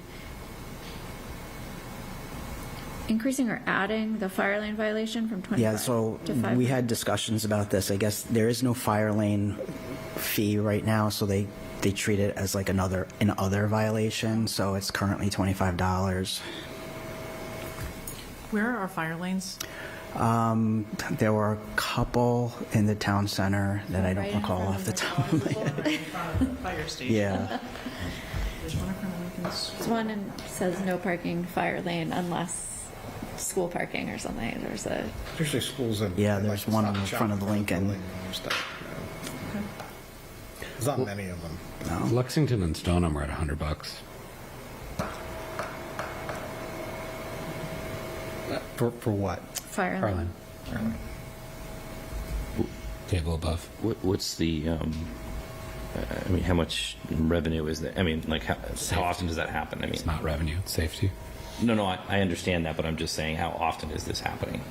Yeah, I don't have information from police on how often they issue these tickets. I would go out on a limb and say not often, but Not enough to what? I would go out on a limb and per se probably not very often. Right, yeah, that's, I mean, Yeah. that's why to me, I mean, it doesn't really matter what the fee is. I mean, I think it's, if we raise it, I think it's fine. If we don't, I think it's enough of a deterrent. I'm fine with it, with the schedule as printed. I'd move that we adopt the schedule as printed in the rec staff recommendation. Any other discussion? All right, all in favor? Aye. Aye. All right. Thank you, Thank you. Matt. So we will, Look forward to Sims Corner changes, Matt. yeah. Do any questions for Matt on that? It is a memo in our packet, but we don't have any specific time to discuss it on the agenda. I can answer questions if you. If I have any, I'll reach out to you. Or Chris. Thanks, Matt. Thank you, Matt. Thank you, Matt. All right. Moving on to transfer station fees. And just in recognition, we've fully exploded our time estimates on things. So for everyone to be aware of, we're, I have to say, this is one of the most packed agendas I think I've seen. it is a very packed agenda. It's a very packed agenda. All right, so we are back to transfer station fees. The memo was included for us that we saw earlier in April. Chris worked with Stacy on looking at the indirects for the transfer station to get some more clarity for us there. So there's still a couple of pieces that she wants to knit in, which just have love to get because of all the time around town meeting. That said, it's higher than we were expecting before, which is expected, right? I think the last couple of pieces are coming together. So I will say one piece of good news is that they've been working actively with a company. It's 1-800-GOT-JUNK, I think. Does that sound loud? And they think they're going to be getting a regular flow in a way that's not going to impact the station, but it could generate a potential six-figure net increase in revenue. So that's going to get part of their ongoing efforts to, fill some of the gaps. So, but that's it. I'm sorry we don't have the updated indirects, but they're very close. So we're still waiting on a. Is the idea that the indirects would influence the commercial rate, but we could still vote couches and mattresses, like within this? No, you already voted most of those. You voted a lot of the. You already did a lot of the fee. You voted on some of the fee changes already. Except Not all of them. I We- guess that's this- what I'm trying to understand tonight. So is there a piece of this that It's really just the commercial, really the fees, and then the debt. The one thing that's clear is that that the debt issuance cost has been layered just onto the residential permit. right? Right, that's clear. And we've been talking about options for that, but again, we were trying to get a better total cost of the indirects to be able to do a better cost analysis, which again, I don't have all the numbers I would have liked. Do you have a ballpark on it? Well, we could change. So, Bob and I have talked about this, so we've gone round and round. One of the challenges, he's talked about different options, about, different fees. The simplest answer would be to, and we did it based on a per ton, would be to add a per ton surcharge on commercial, because it's really, the permit fee doesn't work that way. It won't work that way, because people when they buy a permit, they're paying for all the services in that one lump sum. And right now it's 100% of the cost. And I don't remember off the top of my head what the division was between commercial and residential waste, but that number was all It was done. 4,000, and then 5,000 customers were paying hundreds of thousands. So Yeah, we yeah. had it from a few meetings ago. The difference was like orders of magnitude. Oh, absolutely. So is that going to come back into another recommendation? I'm just trying to understand what's Yes. in front of us tonight Yeah, that we can act on versus we want to wait for. That's all. I would like to have those numbers for you so you can do a better analysis of it. So, and I'm sorry that isn't there right now. So,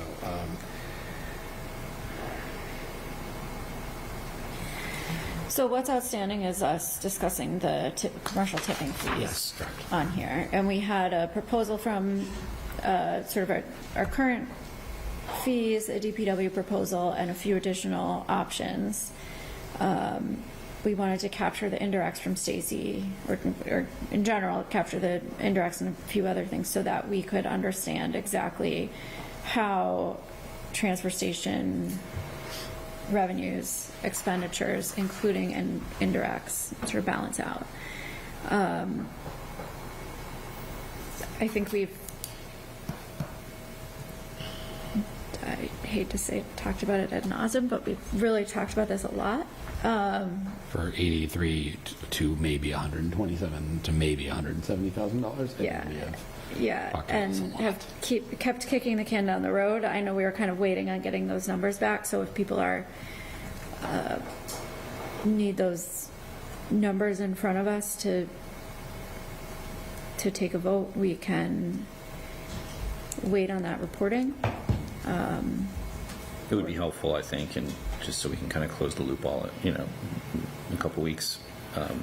I mean, I'm sure that'll be enough time for you, Chris, or on your end. And I will say, I know that was our plan to have them for tonight so that we could discuss it in that context. Yeah, I guess the question is, so Chris, we had I think exchanged some emails about this. Maybe I think it gets into the whole board actually, that the rule around obviously making sure that the money that is collected from the transfer station really is there to reduce the public subsidy of the transfer station, that you are comfortable that the DPW staff proposal, which is the 210, 230, 260, would be fine under that rule. Is that? Yeah, I was before, and I think that I think numbers are bearing that out, or at least the preliminary ones I had seen without all the data in it. So, because we run indirects for lots of things, but never for this before. So it captures a bigger swath of things that actually go into the transfer station. And that includes the clerk who sells them, which has never been, the time there has never been accounted for. So I guess it sounds like you're pretty close, and you just need to the next meeting to get us that. Okay, I'm fine. So, and I'm on the record of wanting to wait until November to do anything with transfer station and commercial. However, if we can understand tonnage and capital, right? Those are the two pieces for the residents. There's a permit fee and a capital assessment. Understanding how we're going to spread the capital cost across all users in the town, and if we wish to do something with tonnage, relative to scale and volume. I think they're two distinct data points. They may marry up in a transfer station rate recommendation that I may not want to vote in 2 weeks, but at least understanding of this rate update, which is covering the costs of the operation and which is subsidizing the cost of capital, because the town subsidizes both. And residents are only subsidizing the cost of capital. So if we can get that data broken out, and then if it coalesces into a fee recommendation, that'd be great. And maybe a couple options would be helpful for us as well, so. Sure. You know. Because they're different. I mean, the capital would be a shift. It's not meant to raise revenue, it's just dividing it more equitably. Correct. Yeah. And I don't, and if it's here, I can't. No, it's not. No, it's But I would like to see that. The question was how to do it, and the challenge is the only way to do it would be to look at what the tonnage is between residential and commercial and divide it up that way, and then just reduce the amount that's on the permit for residents, because and then put a per ton surcharge, because the commercial permit the fee would be ridiculous. And maybe this is something that Bob or somebody can do. I'm just curious what other towns have done. I'm sure we're not the only ones who've invested in, plate readers and trommel stringers and other things. Like, what have they done with their capital, assuming they have local haulers and residents and outside haulers? Like, how did they allocate their capital over whatever improvements they made? Yeah, if you're an enterprise fund, it's all baked into the whole equation. So that's one of the things making it a little different. Yeah, so I think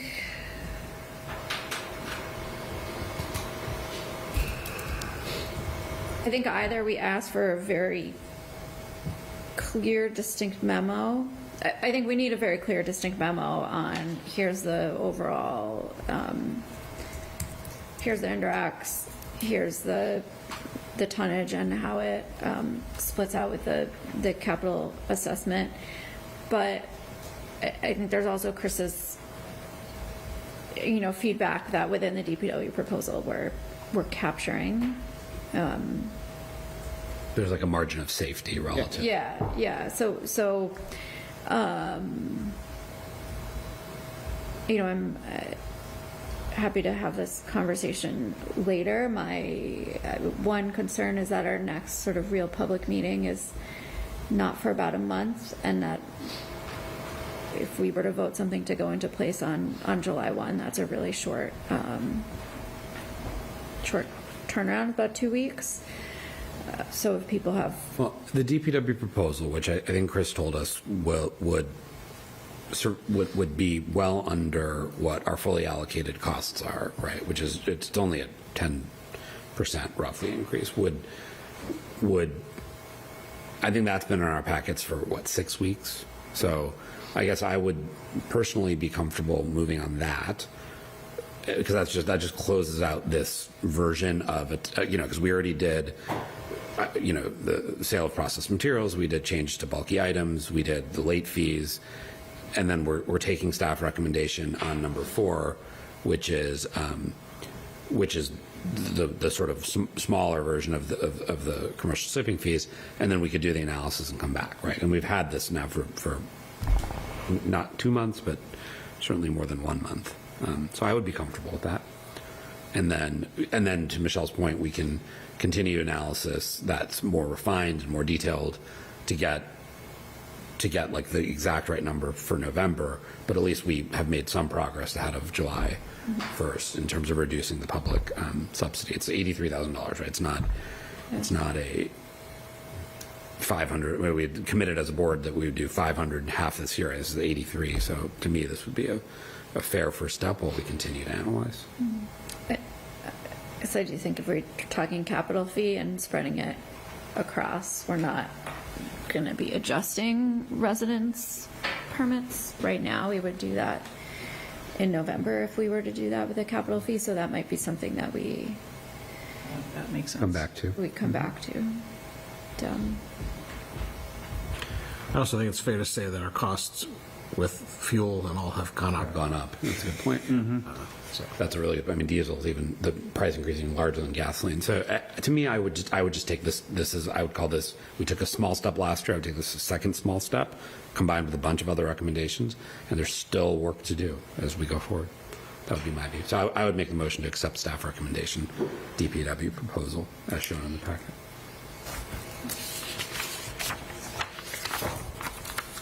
I'll second that. All right. So further discussion on that motion?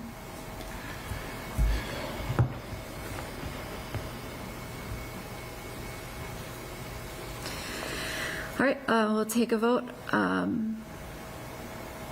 All in favor? Aye. Aye. I would know. I just want to wait until we're addressing everything together. So, What did you vote? I voted yes. So we have 32.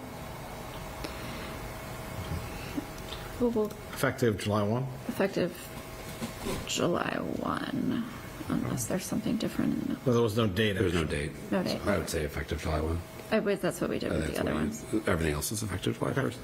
Just to understand on number 5, did we ever land that point on the permit, on the delayed? So I guess I got this. We did not. No, I because got this question from the precinct date town meeting members, which is there a huge number, are there a number of people entering the transfer station today who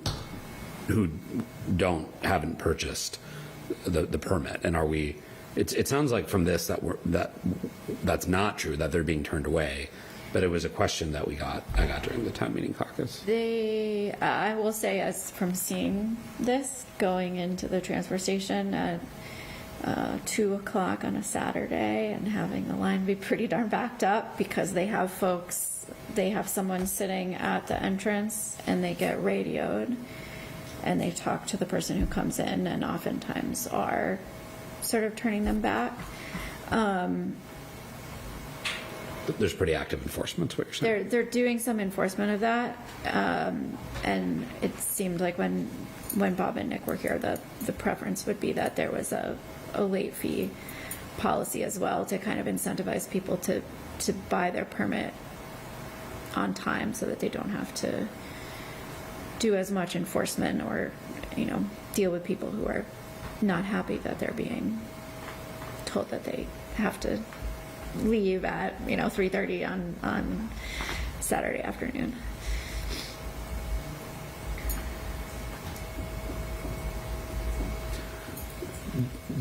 We didn't vote on this. I mean, does DPW want us to put this in place now? Obviously, it would be not for 3 quarters; it would be for 2 quarters.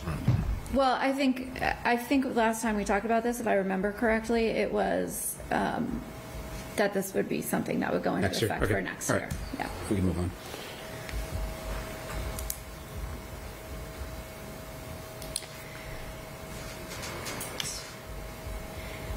So we will move into wrap up of town meeting. We have a lot that took place at town meeting. We have a number of things to kind of capture here. So first we have, coming out of town meeting, I think committee was referred to us around snow clearing, which we can take up at a later date. We have a little time there.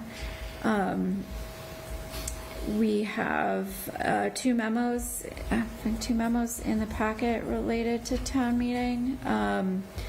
One around EFPBC, one around, actually it's not related to town meeting, so never mind.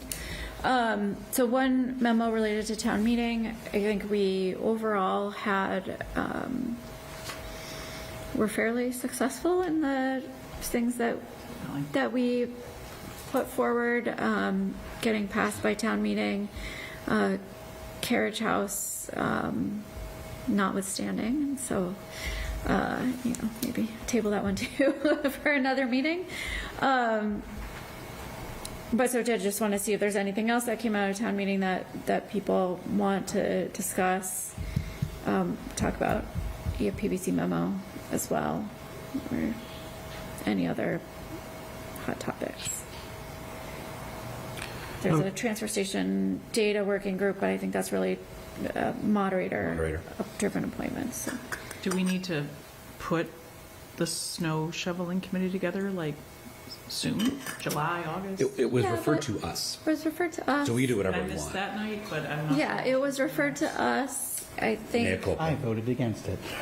To defer to the select board at least. So it was referred to us. We could defer it to staff. We don't have to was create a gonna say volunteer we- committee. We could ask staff. Have staff. And we could post on a future agenda. I was just curious what our next step was. Yeah. But I like the idea of not potentially having to spin up a committee. I think that one probably requires some staff attention, particularly around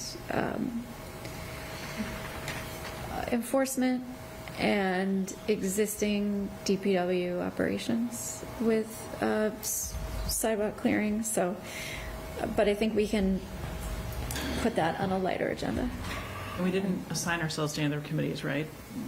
We didn't put No. ourselves anywhere else. We best I remember. did not put ourselves anywhere else. Just at some point, if there's more substantive things you want to do for the fall, the decennial review, update, those things, the sooner those get Yeah. teed back up, the better. We can start working on any of those kinds of I things. think there's a regular lesson that we continue to ignore, that we all need to prepare our warrant articles and motions sooner. And whether that's just creating some sort of soft deadline or something else, I don't know what it is. But, you know, this year we did have the override in the budget scramble. Yeah, well, we heard from a town meeting member, Paris and I did, about kind of the preparation. Oh, yes. Financial Yeah. Right, impacts, right. motions, backgrounds. And we did do a bylaw amendment last spring town meeting with design review to say you must do the financial impact of all the things, and it must be within 13 days. So to Bill's point, enforcing that, soft deadlines, or FinCom needs to enforce at the clerk's office, but how could we get, this year, certain elements were certainly, very late in the game with the overall budget, but citizen petitions that may have impact, if there was snow shoveling, we had to buy shovels, like if it was, we do have a bylaw that now says you will have in your motion and background the funding source, the impact, and what we were asked was the impact on the average tax, the average household. We should try, whether it's fall time, it's not a new bylaw, but let's try to get between the clerk's office, the manager's office, the moderator, put some teeth behind that for at least our articles and articles of other committees that are fully formed, and maybe give the citizens some grace if they don't know what it's going to cost to buy 6,000 shovels, if that was the case. But we should at least try to get that so that the presentation shows, I think the example was water and sewers, like here's your average tax bill, it goes up by this bang. Other things cost what? Capital is in the stabilization fund, but this borrowing will cost what? Or this additional borrowing will be rolled into what? So we got a very thoughtful email, Paris and I did last week, and we do have some teeth, we just haven't gotten good at the behavior yet. Pleased to say that the plumbing emergency at my house was only increased the bill by 1 unit of water. But there was a good So a example. That's the point. Right.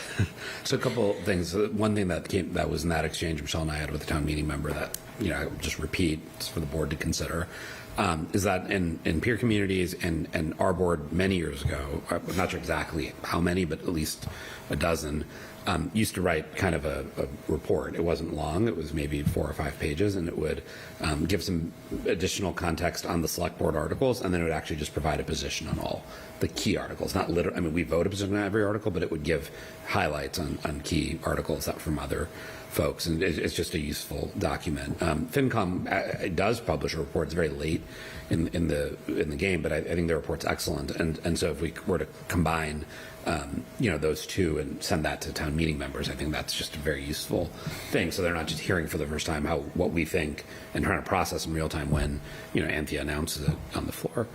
So that was one point, and the other point, and I think we've all discovered this, right? When we write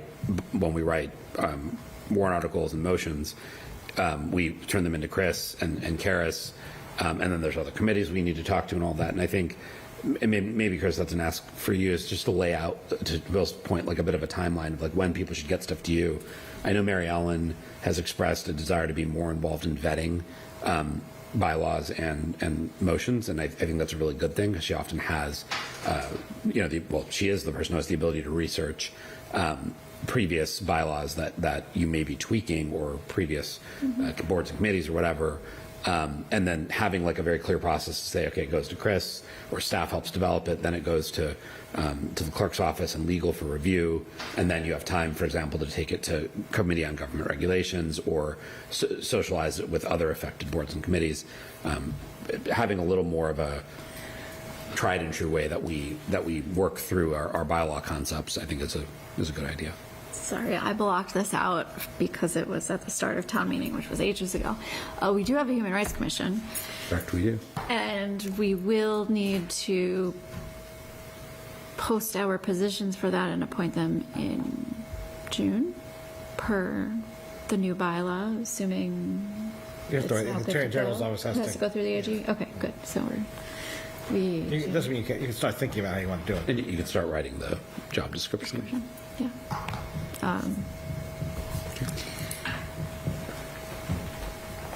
Yeah. Did you want me to address? Yeah, let's go with the FPVC. If I'll treat the memo as read. It's our article.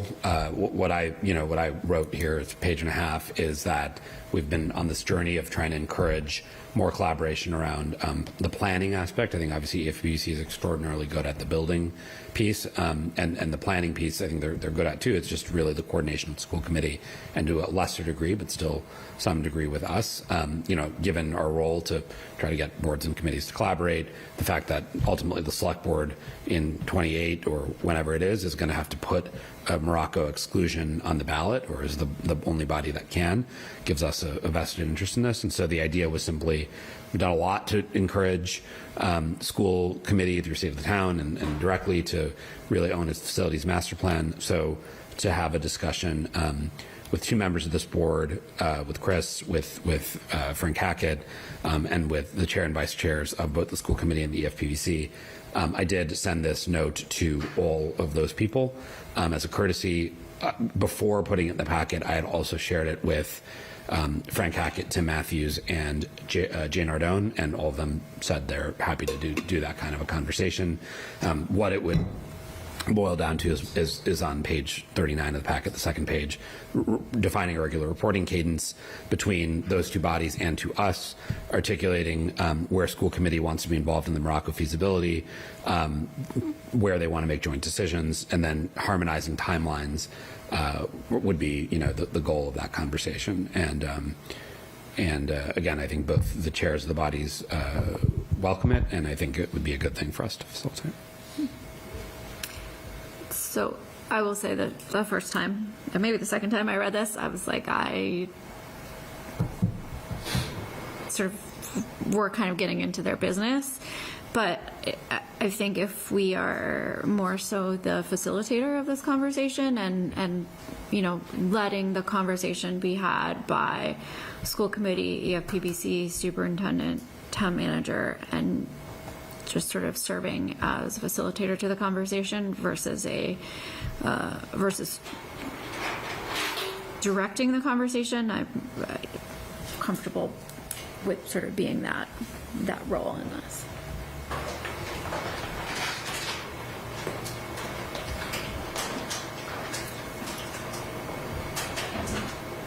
I wonder, the FPBC is a town meeting creative committee, right? It So is. I wonder if the moderator should facilitate that or convene that, or, should we close the mask on that, but either be part of it, be the convener of this discussion, or be on the reporting end of what's going on, because that's always a report to town meeting, is the meeting wants to.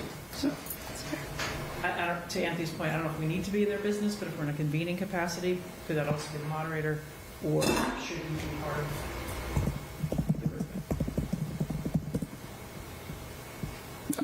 I can respond to that. I think it never hurts to include the moderator in these kinds of conversations, because I think he has the authority. I think primarily because he has the authority to appoint half of the EFPBC. I do think that the EFPBC, while it is a creature of town meeting, is fundamentally an executive body. Its job is to execute. His job to coordinate is really to run the meeting, and the coordination of officers is really our job as the head of the executive. The school committee is one of those boards. They're listed in the charter as one of the boards we would help to. I believe the exact words are. Call together for consultation, conference, and discussion. Obviously, when 1975, the FPBC was not contemplated, but it would fit in that sort of set of executive boards. So I do think it's our job to do that. I guess my sense is, I don't want to further burden, volunteer committee with, more bureaucracy. I think that it's been going well, and I think when we've had to kind of push in, there's been room for us. I think the schools obviously have been very engaged in the process, whether that's been formal or not. I mean, I know when we did the solar for Lynch, that we were able to kind of coordinate that, and we had a subcommittee, and we weren't pulling all the strings of whatever was happening, but we were able to kind of jump in and out. So I looking at the schedule and the timeline that it exists for a project like a school facility, I mean, it is a lot of meetings. It's a lot of work from volunteers. The superintendent, and his staff are very engaged. In the past, the chair has been very engaged. I don't know. I mean, I would be reluctant to formally set up anything. The moderator has not been involved in any of these buildings, and they've gone well. I feel like it's kind of a little bit outside of the moderator's position as well. So I just want to clarify. The suggestion was 1 or 2 meetings. It's like just one time have a or twice if needed, have a conversation to move things forward. I think we've had I think what happens in practice is we'll have Jay and Frank or the chairs and the superintendent come in and kind of update us periodically of where things are and if they need anything from us, and because ultimately to your point, we will need to vote to put it on the ballot at some date in the future, and there may be other things that we don't see right now that may involve us in the future. And we certainly, when we did Lynch, had some chaos around the site, and some of the land wasn't ours, and so we had to jump in then. And so I think that at that point we were somewhat useful, but I don't think on a daily basis. I know that's not what you're suggesting. I'm just saying it's a heavy lift, and I know when we've had to kind of push into those meetings, it's been a lot. Let me just be super clear on what's being proposed. Right, this is on the planning aspects. Right, there have been breakdowns. I mean, in terms of the master plan, in terms of the time frame for the Morocco project and coordinating that between the two bodies, that has led to confusion from us. We heard repeatedly through State of the Town that school committee really, we encouraged them to, they agreed to really own their facilities planning effort more. We wrote the GIS article, we transferred the Mystic School in the fall, we changed the FPBC membership this spring. This is the last step of saying, like, let's get everyone together. That's it. Use our convening power as a board to get everyone together. And again, I spoke to Frank, I spoke to Tim, I spoke to Jay, and they were all supportive of the idea. And I look at this as facilitating the convening of schools, EFPBC, superintendent, and town manager, because a lot of things that come through EFPBC, if they don't go through the school business side, come through the town business side, but not us asking for involvement or direct reporting or anything like that from the EFPBC, but more us saying, you're all sitting in the room, and here are the things we've heard school committee wants to talk about, here are the things we heard EFPBC wants to talk about, here are the priorities. Let's figure out where you're going with this, and be a little bit the neutral body to them to get those things down, and then step out of the way so they can continue the work. I am not interested in an ongoing meeting. I don't think anyone is. Yeah.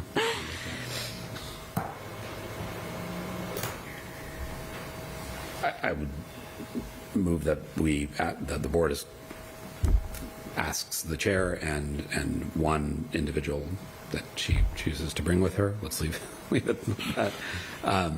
to facilitate a meeting with the people listed, chair and vice chair of the school committee, the EFPBC, superintendent, and town manager, just to continue to improve collaboration and coordination. Second. So I'm not sure I'm going to vote on that motion, but I understand the idea. I might be in favor. One thing I think, if this is the convening or in general, this is where I think the moderator town meeting is, whether he's there or not. But I look at the amount, we're $1.5 million in feasibility for Morocco. We put money toward an enrollment study. We're putting money toward a facilities master plan. I don't know that I'm just going to say Michelle, town meeting member. Forget about Michelle, select board. I'm not sure that we see that work product consistently. So if it's reporting and outputs specific to Morocco and feasibility, or reporting and outputs specific to things like, enrollment, which might inform redistricting, that may not be the purpose of this, but having a way to see that work product that town meeting appropriates and town meeting funds, I'm not sure that necessarily gets posted or easily accessed. So I think, I think when we, especially with Lynch, Chris certainly. Well, we did one recently that we've done in the last year and a half, and I don't remember ever seeing that. No, we haven't seen that. We've never seen that. We saw the kind of the UMass Boston projection. Donahue, yeah, sorry, Donahue. Okay. So I just think as those sort of milestones, I agree with Lynch, we did, but as we're putting things under our facilities master plan, like, where will it go? So it has less to do with this meeting, but I think it has more to do with where's the product that comes out of these discussions, because Morocco's the huge elephant in the room, but there's other things that are going to inform that decision, or the broad portfolio of properties. And I'm not sure a select board, which should have something around the scale, but I think town meeting should care, because that's who appropriates the funds. I think I'd feel more comfortable with kind of identifying some deliverables that we can discuss. I think that generally we've had them there, but it can come and go. And I think that is, if we're spending that kind of money, to your point, saying for fall town meeting we need X, Y, and Z is fair. this is the whole point of this was to close this out and to effectively ask our chair with one other person to go have a discussion, right? So the first bullet is defining a cadence and package on these kinds of things, right? Whether it's master plan or Morocco, between the FPBC and the school committee, and they wrote to a lesser degree the select board. So it should say, hey, here's where we are on the master plan, right? It's really just continuing coordination and communication. Again, we're a 5-member executive, so I have to write a memo to you guys, and we have to talk about this and vote. But if this was a single executive, like a mayor's office, they would just pick up the phone and call them. It's just for us to designate our chair to go have a conversation, we have to have a conversation like this first.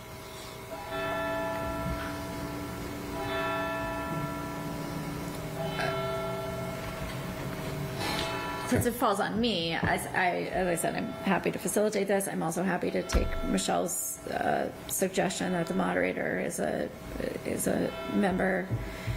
I don't think he'll mind coming. Invited to the meeting.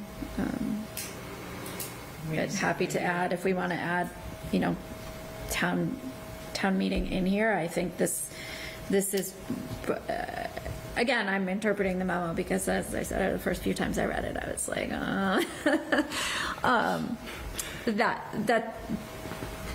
that these sort of objectives are really getting at, just in general, the reporting, the communication, and having them all be on the same page with what their expectations are and their needs for the work that they're going to need to do in the next few years. I haven't said anything because I think this is a very simple ask. And all it is to say the chair has our blessing to start this conversation with these other boards, committees, and staff members. The EFPBC is a creature of bylaw that has been cobbled together through multiple amendments over the years, but at no point did anyone ever create a structure or a method through which accountability and communication would be guaranteed both to the school committee, who they have to represent in many ways, and town meeting, who they have to inform. And I think there's a lot that we can do to improve those things, but it has to start with the conversation that brings the EFPBC and the other stakeholders, most importantly the school committee, together. And that's all we're trying to ask to have happen here. I think that a lot could grow out of this. It will be good, but it starts with a conversation. And that's what I understand all we're asking for here. And I'm happy to do what we need to kickstart it. Yeah, As I a guess my select point board, is I think just- it's one of our most important things to encourage more conversation between our boards around town. Yeah, I think we've always had that. I mean, it's my experience, and so I think functionally it's gone very well. And we've had more than just kind of a light touch like this. So mine, it's fine. Whatever you want to do. Just, I mean, it's. Okay. Now there's a motion on the floor. And that's been seconded? Okay. And seconded. Well, I'll just say that the nose goes on joining me in that meeting. But all those in favor? Aye. Aye. Opposed? I'll be in favor. All right. Is that 3, 4, or 5? I voted yes. Okay, so it's Okay. 5 in favor. Great. So, Yeah, you can volunteer someone. yeah, it might be volunteering. I don't think you should tell Mike. I I'm happy to, subject to my availability. That's understood. All right. Let's move on briefly. We'll talk about WCCP, and then I think that's something that we'll come back to at a future Yeah, I don't think we're going to resolve this meeting. in 2 minutes. Yeah, and just for context, WCCP received the preliminary applications on May 15th, which is just basically for them to assess whether the project as proposed would be eligible for CPA and not to assess it on its merits, just whether it is in fact eligible or not eligible. And then there's a phase 2 of the application. What we have been circling around as we ended town meeting is WCCP and capital priorities, and how those two things were overlapped. There was earlier survey. We've had some discussions. We haven't really formalized explicitly, I think, what we would recommend or suggest. Paris has started a draft of a memo that we could share with them, which was in the packet for, if we want to discuss that memo, if we want to discuss the recommendation, knowing that this is kind of where, somewhere where we may want to go now that the override did not pass and our capital Q will continue to grow. Where does this, I understand the memo and the survey, which 50-odd town meeting members, and at the point of the survey, 3 of 9 WCCP members were town meeting members and 6 of 9 were not. So I understand that we have data. I don't disagree that we have data. We have needs. But where does the capital plan of the manager and what he intends to bring to the WCCP fit in this timeline? And do we even need a directive to the WCCP if the manager's plan touches, between manager and rec and other departments, that there aren't some, 2, 3, or 4 significant projects that we intend to put in front of the WCCP? Like, where is that in the sequence of events? That was aimed at you, Chris. Yeah. So we've started the capital process, and one of the things I've asked people is, one of the questions is funding source, right? So I already know of several projects that are already coming through the pipeline that are the projects that are town generated don't have to come in till June because they're de facto, if it's recreation or historical, they don't have to get pre-cleared. So we're not. June 15th. Yeah, so they don't have to come till June 15th. So I know there's several. So will we hear from you what those projects are? We want select board support for those projects? Yeah, so one of the things I'm trying to, so I'm used to giving the select board a capital, a look at the first cut of the capital plan first to get input. And that's what we ended up doing in Cohasset. There's still a whole process to go through, but it was just to make sure that everyone's, that makes sense, or why this or whatever. I'm happy to do that. I think that's a good idea. And that'll probably come sometime in the end of June or beginning of July, because the deadline for the first phase for us is June. We're meeting with departments internally, doing our own lists, and I'm happy to come back at that point and say, hey, here's what we're heading for. Yeah. But that timing, right? So to Michelle's point, and we had this conversation last year, right, around Lincoln Chiller, and around Beauregard Beach, and around 160 Forest, I think, were the three. 2 town managers ago. Also true. If you include the interims, it was like 4 town managers ago, but we'll leave that aside. So what I think we're getting at is we need to, if we want to do that again, we obviously are going to have a bunch of preliminary proposals that were submitted to WCCP on May 15th that we need to provide care and control letters for or not. It's a discussion for this board. And then there's what select board actually wants to advance with town manager, right? So for example, if there's projects in this building or parks or well, really anything, right? It's 2 biggies right now. Leonard Tennis Courts, phase whatever it is. And then Mystic School, getting those repairs done, because that's a historic structure on top of a base of recreation activities, the Mystic School. Right. So those are both 6 figures at least. So what this so can I pivot a bit to what the point of this? So we've had this debate since I think October, November. We had talked about coming up with the percentage. I think all of us actually agreed on that.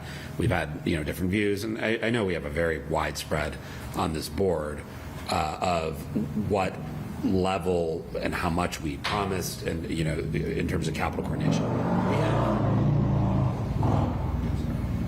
We have virtually, I think it's fair to say, infinite amount of capital need that satisfies the historic building and open space, and the recreation categories, right? So we can go up to 90%. We could stay at 90% for a very long time. I don't think anybody's saying that. Bill had written a memo shortly after the override, I think, advocating for a large number. There's 80? Yeah. Yes. In your memo, sorry. And I think, Mike at town meeting had suggested we want to be much more community driven. So there's an attempt to sort of say, can we come up with some guidance, right? We know that there's going to be some capital here. It's useful. We promised that we could use some of this money for historic buildings and rec. At least I think we did. I understand that's my opinion. I think we also have said we want a big chunk of it to community driven. So town meeting members, to Michelle's point, it was 55, was unscientific, had given us a number. 55 members had given us a number in the mid-50s as a percent. So this was saying, can we give WCCP the guidance to say, try to balance them, right? Try to do some capital that is rec and historic building focused. That can be great quality of life stuff like Leonard Tennis Courts or Pacaralis or Mullen or the Town Hall Auditorium, and the other half can be more community driven. It's trying to guide them to a bit of a balance. And I'm not suggesting that people are going to sign on this memo on tonight, but it was to bring that conversation to our board with the view. I think we should give them an opinion. This is my opinion. Others should opine too, and maybe this is something that takes a couple conversations. Town meeting asked it, by the way. They asked on the floor. A town meeting member asked on the floor, did you guys ever come up with a percentage? And the answer was no. And a lot of town meeting members asked privately for that. I mean, I think we hear from different people, right? So, I mean, I think that there are a lot of people that supported the CPA and that see that there's a natural process that there will be capital projects funded just from the recommendations from the WCCP and, recommendations from management. I think what we told people when we sold the CPA is that what it is it is bottoms up. It comes from the community, and certainly, as Chris has said, there's the tennis courts, there's things that are directly related to the community wants and needs. And so I don't know if it makes sense for us to have Stuart Saganor come in to discuss this with us at a future meeting. He's the executive director of the Community Preservation Coalition, so that we pay to be a part of, and they represent a very substantial portion of the 201 communities that are CPA communities. And I just don't know. It may be helpful to hear what other communities do. I don't know. I haven't heard that anybody does a percentage that tells the WCCP, we're giving you guys some, authority to spend this money, but we're only giving you a percentage, that you can spend on things that you see are important, because the rest need to be considered as another stabilization fund, right? I mean, that's the argument. And I want to be mindful of time because I want to get to my survey, so it's all about me. I did reach out to a couple of communities around, do you set a percentage like this? And the handful that I talked to, including Lexington, they do not. Yeah. It's organic. They don't just say capital says we must. I think, and I appreciate what Paris is trying to do, and I get it, and I wonder if we need to have a memo or we just serve up a menu of projects that we all get behind that has the support of the select board and the manager. And there's something for, maybe not something for everybody, but there's something demonstrable and public, and we can see it. So maybe we get there without being so prescriptive, but I know we don't get there tonight. And there may be years where it's 90% of it's just, I think that's the way, the nature of the beast, Yeah, I do. Listen, I think I've made my views on this very clear in the past. As it comes to this is a recommendation. It is not prescriptive. It's not a command. The WCCP will do what it wants. In town meeting, too. And town meeting will do what it wants. But I think that both of those entities have been looking for guidance, and that's all we can give. And as I've stated in the past, my opinion is right now we have to look at the CPA as being something that is a good resource for capital, and we need to work as a select board and as town leadership to coordinate efforts to attack our capital queue. When the CPA was sold to both town meeting and the community, there were explicit promises that it could be used for things like the projects on the queue, including town hall or the schools or various other capital projects. I don't think this is different from any of that. I think that the WCCP and town meeting would appreciate the guidance. I don't think it binds any of them to what we're saying. If anything, I think it will make their job a little bit easier. And given that they are at the very beginning of the process for fall town meeting and the projects coming in, I am prepared to say that, I will second a motion to approve this memo tonight, and I'll vote in favor of forwarding it on to the WCCP so they have something to work with. So I think we can thread the needle a little bit and also be respectful of all of our time right now. I think Michelle or someone made the point I was going to make. Mike might have made the point I was going to make. We, in the nature of working with the town manager on what are the capital priorities that are going to be submitted to CPA, are also kind of directing this. And I think it may be that in reviewing what we're submitting, that we can create a memo to say, that the town manager and capital and these town projects are being submitted to the CPA, and the select board, endorses these projects that are being submitted and encourages the CPA to carefully consider them as they link to our, overall capital plan and narrowing the capital queue, but, not necessarily being direct in, say direct and vague and saying a 50-50 split, because I could say that and they could say, great, we'll do the Pecorello's tennis courts on our own, which is like $3 million, and something else, and 2 town projects, and the town projects are, like $10,000 here and there, versus like percentage-wise where it comes. So I think we can work closely with Chris and Capital on what they're doing and submit a memo in concert with that. I think that's a good way to square the circle. I will just say then, I believe, need to do that in our next meeting. because June 15th is the WCCP's final deadline. So they're waiving the initial application, which was 3 days ago, but the final deadline is June 15th. So if we want to do this kind of back solve, kind of is how I would characterize a little bit of how you and Michelle have put it, which makes sense. We do need to have that project level conversation at our very next meeting. Yep, and I think we might throw in a meeting on the 8th of June. Okay. Well, fair. My point is we have to wrap it by June 15th. Yep, makes sense. Or tell them they'll get the projects on the 16th. They'll get the projects with a memo by midnight. I'm sure they'll give us a day, but I don't think we can send it to them in mid-July. Right. And we also can't send this to them a month late either. Yep. I agree. Okay. Great. So if we're all good with that, let's move on. Talking about the override. Obviously, a couple things to talk about around the override. We came out of town meeting where I believe the Winchester News wrote it hung like a cloud over everyone's opening presentations. So I think there is, we've got through town meeting, we've got through the FY27 budget. Certainly, by no means did we solve the problem that we were looking to solve. We're sort of ongoing, have some conversations around this. So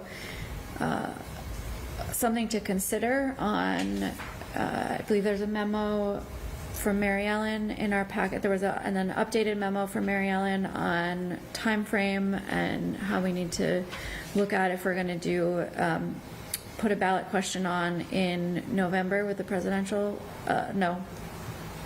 Midterm. Gubernatorial. Optimism. And Congress, right? We'll have state senators. We'll have,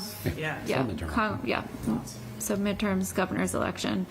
How we'll think about that. So a memo to consider from Mary Ellen on timing. We have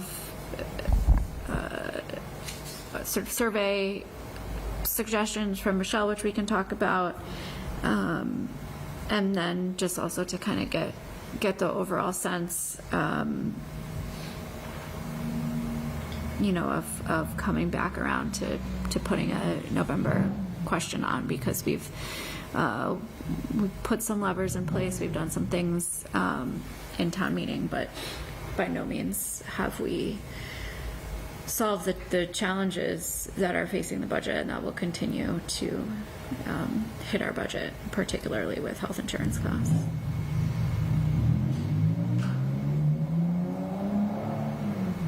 So what's the discussion you want to have right now? So let's take a couple minutes just thinking about the future and the memo from Mary Ellen, and any thoughts on Sorry? where we go with that. Yeah. And then we'll do the survey next. So survey next. So memo from Mary Ellen, timeline consideration, just as overall. Okay, I'll start then. In the interest of time, I'll try to make this very quick. In terms of Mary Ellen's memo, I hope everyone did see that there was a revised copy that was sent around. I'm still not 100% in agreement that she has the vote requirements correct for things like capital stabilization funding. So I'd like that to be double checked by council. In terms of moving forward, for a variety of reasons, and instead of debating them all tonight, I'll put them into a writing that will be shared to all 5 people through the town manager. My preference is to go forward for an attempt in November. In short, I think that there is a better opportunity of getting good turnout, of getting better education out there, and getting more people involved in spreading the message that needs to be spread. With that, we also have obviously an earlier deadline. I think that can be hit easily due to the work that's already been done. We should perhaps look at amending some of the numbers that we looked at before, though a lot of the efforts we've taken since the override failing in March were things that we plan on doing anyways, but there probably is some tweaking. We do have the opportunity of up to 3 different questions on a ballot in November, and I think we should use them because I think we were all unanimous. I know we were all unanimous on the 11.5 number, but I think we should give the town an opportunity to vote also something higher and lower than that. Because more than anything else, I don't want to lose the opportunity to pass an override in November. Because if we could do it and be successful, it will save us a lot of trouble and we'll have much better planning going into our budget season next year. But I'll expand upon all of that in a writing. But that's basically where I stand. Thanks. Mike, Paris, Michelle? I mean, I think Michelle has a survey to send out around some of these topics. I mean, I think that we kind of committed at a certain point to do more listening and not rush another override. You know, my perspective, you know, just tactically, I think I've said this before, is I think there are, and I think what Mary Ellen said in her memo as well, there's a lot more people that go to the polls that, you know, aren't otherwise engaged in knowing about the override. It's on the back of the ballot. If we're adding multiple questions at multiple levels, you know, I think it's risky. And I don't know, when we look at a lot of the cuts, you know, being on the school side, that, you know, a mid-year override really gets us where we need to go as much as a, you know, one in March that's a, you know, that is tied into our political cycle where there's people talking about it and there's, you know, more local focus. You know, it's, I know people are upset the override didn't pass, but I mean, I take that more as a direction that, you know, we need to kind of listen a little bit more than, you know, just ask for more money from the voters. So.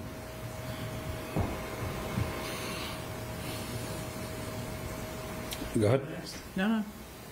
I think you want to segue.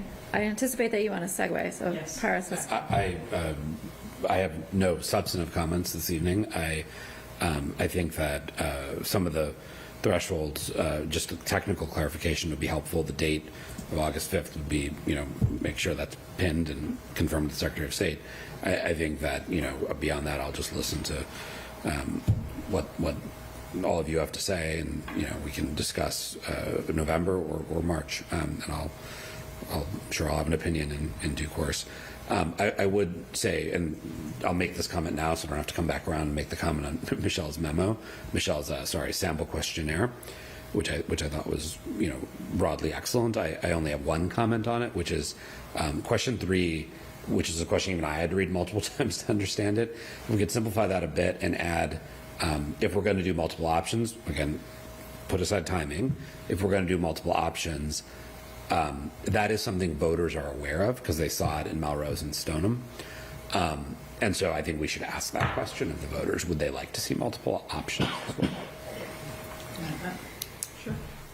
And you know, and I think too, just to put a finer point on it, I mean, I do agree that we should do a school focused operating override, general override, and then a separate debt exclusion question for town hall, maybe one of the buildings. I mean, that's what I would prefer. I think that gets passed pretty easily, really, whenever we do it. So I tend to agree with that, but I also think that having heard from folks, so I'm going to segue to the survey, which is, I think we need to gather some data. I think we'd heard people say, you know, not just about 11.5, but could we have done a debt exclusion? Could we have had 2 questions? I might have supported operating but not capital. I might have supported capital but not operating. I understand that puts one thing at risk at the expense of the other, but I'd like to see what voters think. And I'm not sure we're ready for November, not just from the survey that will tell us about marketing and message and people's understanding of even just how they, you know, get educated about the override. But we committed to some other things at that February meeting. We committed at some February meeting and our meeting after the election, after the override failed at this table. We committed to tri-board meetings. We committed to trying to set up some guardrails around predictability and growth. We said we would sort of try to model Andover, Arlington, Shrewsbury, some other towns. Those plans need some oxygen. They need a chance to breathe. We haven't had the first discussion about what that might look like and how we could get agreement from FinCom, Select Board, and School Committee that this is what we think a 3-year plan looks like. That's how Arlington sold their override. I don't know that we can do all that work and have a coherent plan and have it on a November ballot and have all the agreements that we need in place. Maybe we can, but we haven't even started, and we haven't even started our tri-board meetings. Those you would think would be launching now over the summer. So I think we have a lot of work to do, and I'd like to hear from voters around what more should we do, more of, less of, and exactly the same. And my point about the survey, so I'm happy to take Pars's, edit and anything else. Anthea gave feedback. Thank you very much on that on Friday. I'd like to get this in front of voters or get in front of people before school gets out and everybody takes off for vacation in the summer. So I just want to try to get this spun up in June. So we're not going to wait forever to get feedback. We're going to have feedback in June, but I want to have it before people leave. And Anthea said it in her Article 1 presentation as well. So that's my only timeline on this. It doesn't have to be finalized tonight, though. If it's close to done, we can think about implementation. If it's not close to done, let's try to finalize it on June 1st so that it can get in front of people. And it's a data point in addition to lots of other data points. And Bill, I agree, a lot of the steps we've taken to look at fees, look at other costs and other revenue sources. We've also made some changes, or may well vote very soon in public to make some changes on health insurance. That really needs to flow through. That number could be, I expect the number will not be 11.5, even if you took out capital. I think the numbers will be different, and we need time to debate that too. I have a quick one, but go ahead, please. No, that's it on my... Yeah, no. Yeah, I was just going to say, I think the thing that we did, very differently in 2019 is we, did the override budget, and then we did the, budget if the override failed, right? And so having those two budgets, and obviously they were subject to change, that didn't. If it let people see what things would look like rather than waiting for an override to fail and then the panic that ensued, right? We were able to sell, hey, this is what you get if you pass the override, and here are the cuts that are going to be made, otherwise. And so I think being very specific about that for the next budget and working with FinCom and taking a look at that, I think will be helpful, because I think people that I spoke to were surprised at the cuts that we had to make, and I think town meeting was surprised as well. When I think that should have been the one motivating factor for people. Mm-hmm. So I think we did that. Yeah. And that may not have been communicated as explicitly as in 2019, but we had the two budgets.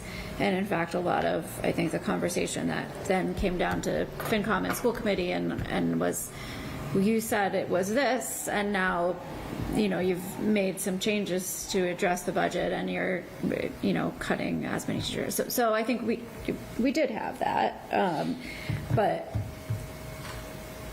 the, communication methods were different than what was in 2019. Paris, if you want to go, and then it's a adjacent comment. I'm going to continue to listen on how all of you want to think about timing and structure for the time being. Michelle raised a really good point, and I had sort of said it at the end of our last tri-board meeting, and I think Michelle had said, sign me up, which is if we want to have what Arlington had, which was very clear commitments from their Select Board, School Committee, and FinCom. They have a long-range financial planning committee, which we wrote about in our last memo with Andover, the facts on how that works. In addition, Brookline, Andover has a good, program, but they didn't use it in the construct of an override. Arlington did, and Brookline did as well. Brookline has a long-range financial forecast, an LRFF. So everyone calls it virtually the same thing. And theirs is town manager select board driven, but again, everyone signed it, and it's all on their website. And so I would ask the board. Michelle and I put together a factual memo And the tri-board group liked it. I wonder if one next step would be for us to come back, because I think the group sort of endorsed it, this group of 5 people here, and put some meat on the bones of what that could look like. Because if we're going to get to a point we're going to have, schools are going to grow at X, FinCom's signed off on that, community's going to grow at Y, we have these off-ramps, and that was incredibly valuable, I think, in both of those cases. Big overrides that passed with overwhelming margins. We kind of have to get that going, right? And it took a long time to get state of the town going. So And I don't know that we should rush it to just meet a November deadline. oh yeah, I'm not. I think I think this is an infrastructure we need. Period. Again, Andover has the infrastructure, and they've never passed an operating override in their history. So it's infrastructure you want either way. You just reminded me of it in this context because we had talked about it at the end of the tri-board. So I would ask the board, to. Again, Michelle, you did volunteer for this time, so I'm not volunteering you to maybe let us advance that the next step. Of a more that memo summarized 2 towns. There's a bunch of other towns. I think Michelle had Shrewsbury. I've looked at Brookline. Bring a few more ideas, and then bring an idea to this board of what that could look like. Yep. I don't know if that's what you had in mind, but Yeah. I think Directionally, sure. great direction. I think that's fair. I would just add, when we did the CPA, we were advised, because we were going to do the CPA at a March election, and we were advised, consider what happens if you do the CPA at a presidential, because the bigger elections get, turnout, there's longer runway to it, people are paying attention. So the CPA started, and there was a lot of work done sort of earlier on with the CPA because we knew it was a ballot question, in July or August or whenever we voted on it. So I do think that there is, we have a model that's flexible that can be updated to where we're at now, and the needs in the out years are not that different. So I think I think there is a pathway for us to doing another vote in November. Turning to the survey, I provided some feedback to Michelle on the survey. I think I have a couple other points that I would make in looking at it, in a next iteration. I'd say my biggest piece of just feedback to the survey itself is that I think question 3 is really biased based on who's responding to it. And, it's assuming, if you assume if you divide out between an engaged and a non-engaged voter, you're going to get really different answers. So I don't know, it's going to be a data point, but I don't know that it's going to be a necessarily useful data point. But my other thought is, I think that if doing a couple focus groups and reaching out and sitting down with people and getting feedback is actually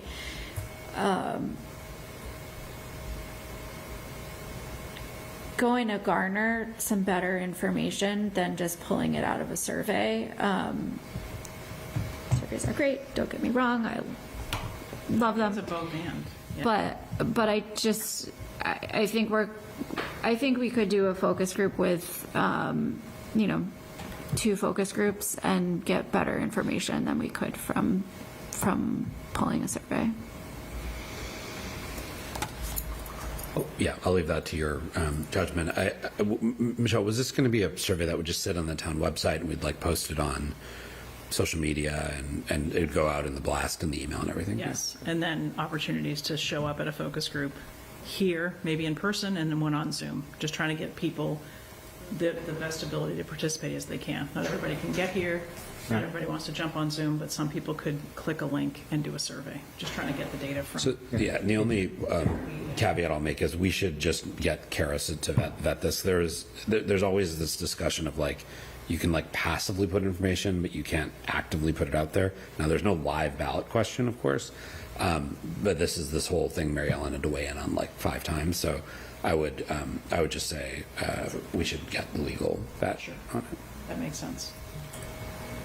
The one thing I think that helped, both with the 2019 override and with the CPA, is instead of doing focus groups and saying, come here for this meeting, we just got on the agenda for everyone else's meeting. And I know that we did that to a certain degree, but we had separate meetings with all the precincts, because I think to a certain degree, we're going to get responses from people that are engaged, right? And they're going to, I think it takes time to do that, and we may hear some things that may change how we manage the override. So, I think the most important thing you just said there was that we'll get responses from people who are already engaged. And the people I would like to hear most from are the ones who are not engaged, the ones who didn't show up to vote, the ones who won't even know that there's a survey out there or a focus group happening. And I have no clue how to get to those people other than taking the voter roll and knocking on every door of everybody who didn't vote. Yeah. If somebody has a good solution. I think that's obvious. I think, Bill, what I was saying is I think that our outreach has to be... I'm not arguing with you, Mike. So, yeah. I'm building on it and just saying, more information is always good. If we can get this information, that's great. A survey or a focus group, I will never consider controlling or necessarily authoritative, but it could probably give us some good creativity. Yeah. In creativity, but I don't think we should ever say, well, the survey said X. We're going to do X. The question, because it just might be Mr. Rohan filling it out 100 times. So for question, we got to block that. But for question 1, can you separate out how aware were you, not aware, somewhat aware, very aware, and I voted? I would just do the levels of awareness, and then a separate question: did you vote or not? Sure. So this would be interesting. Like, I was very aware and I didn't vote. Right? It's like, I don't know. It'd just be interesting. Fair. Do you, and in the interest of, I don't want to shut this down, but do you want to send feedback for Chris? Do we want to? We can do this here. I'm happy to do it. I'll send you comments. Yeah. I'll send you comments. So I guess we should determine if there's a little bit more operational pieces on this, right? Yes. So one, if we are going to do a survey, it would be best to get that out sooner rather than later. We are in May-December right now. It's only going to get June-December-y. It's only going to get worse. Mm-hmm. So if we do want to capture before school ends, that needs to go out like first 10 days of June, first 8 days of June. Yeah. But next week, really. So that just to raise that, as we would need to do it very quickly. I think we would need to understand through the town what tools we can use. Appreciate we have a question for Karis of even... Just have her read it. And there's this Anderson v. Boston case, right? What we, if we would need to modify things, and I know our June 1 meeting is not a business meeting, but might need to be, though. Maybe we add a business agenda of like reviewing and approving a final to go out. Yeah. But I would suggest, putting on my professional capacity here, I would suggest that we consider the best way to reach in focus groups people that are covering aware, unaware side of things, and I think we'll get a lot deeper and manageable amount of information, but a lot deeper information from a focus group than the survey.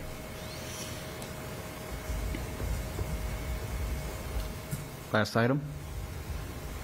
Thank you. Thanks, Andy, for taking the time. You definitely made it better, and thank you, everybody, for the feedback. It is not the last item. least, confusing as we can, so thank you. We're going to flip the last items just because Michelle was talking about tri-board meetings and Chris gave us a calendar, which actually has some timing to start holding regular tri-board meetings as we're approaching fall town meeting and our budget season. I didn't even see calendar on the next page. I was like, what is she talking about? Colorful page, the colorful On the page. next If you look at the second to last page of the packet and the second page of Bill the, was getting aggressive saying it was our last item. yeah. Bill did not see the 10th item. Yeah. No, 10. All right. So we have a draft calendar here that Chris pulled together. If you could pay particular attention to the July and August dates to confirm if you have conflicts, if we should look at rescheduling those. And I think this is just helpful. We can kind of start to plot things on. We've added a couple town meeting things that we already asked Chris if we could get a sort of more detailed calendar on town meeting timelines. But so just wanted to throw that calendar out there. And now we can go back to what is now what was previously the penultimate, but is now the last item on the business agenda. I'm going to move that we grant the request to abate the water bill at 10 Ginn Road. 10 Ginn Road as laid out at the memorandum from Ann Gill dated May 13th, 2026. Second. And really do it this time. Yes. Any follow through. Any discussion? No. Okay, all in favor? Aye. I'm going to move that we approve our consent agenda as published in our regular agenda for May 18th, 2016. Oh, sorry. Oh, no, you're good. Keep going. Including the supplemental agenda, which includes an item for the Winchester Cultural District and Griffin Museum of Photography request. Second. All in favor? Aye. Aye. Move to adjourn. Second. Can I ask one question? Do you want to take the vote? Sorry. Is that a, sorry, are we voting on that or are you taking the question? Voting on motion to adjourn. Correct. Yes, we're going to vote on motion to adjourn, and then you can ask. Just a clarity. I know you voted on the commercial rates, and I just didn't hear the amount. I stayed here because I didn't want to interrupt anything. It's what's in the packet on page 36. It's basically $10 a ton. $20. $20. $20 a I ton. didn't have the handout. I can print your copy. I can print your copy, George. Thank you. Okay, so back motion to adjourn. There was a second. All in favor? Aye. Aye. All right. Thank you, WinCam. Thank you, everyone. Do you have a hard copy?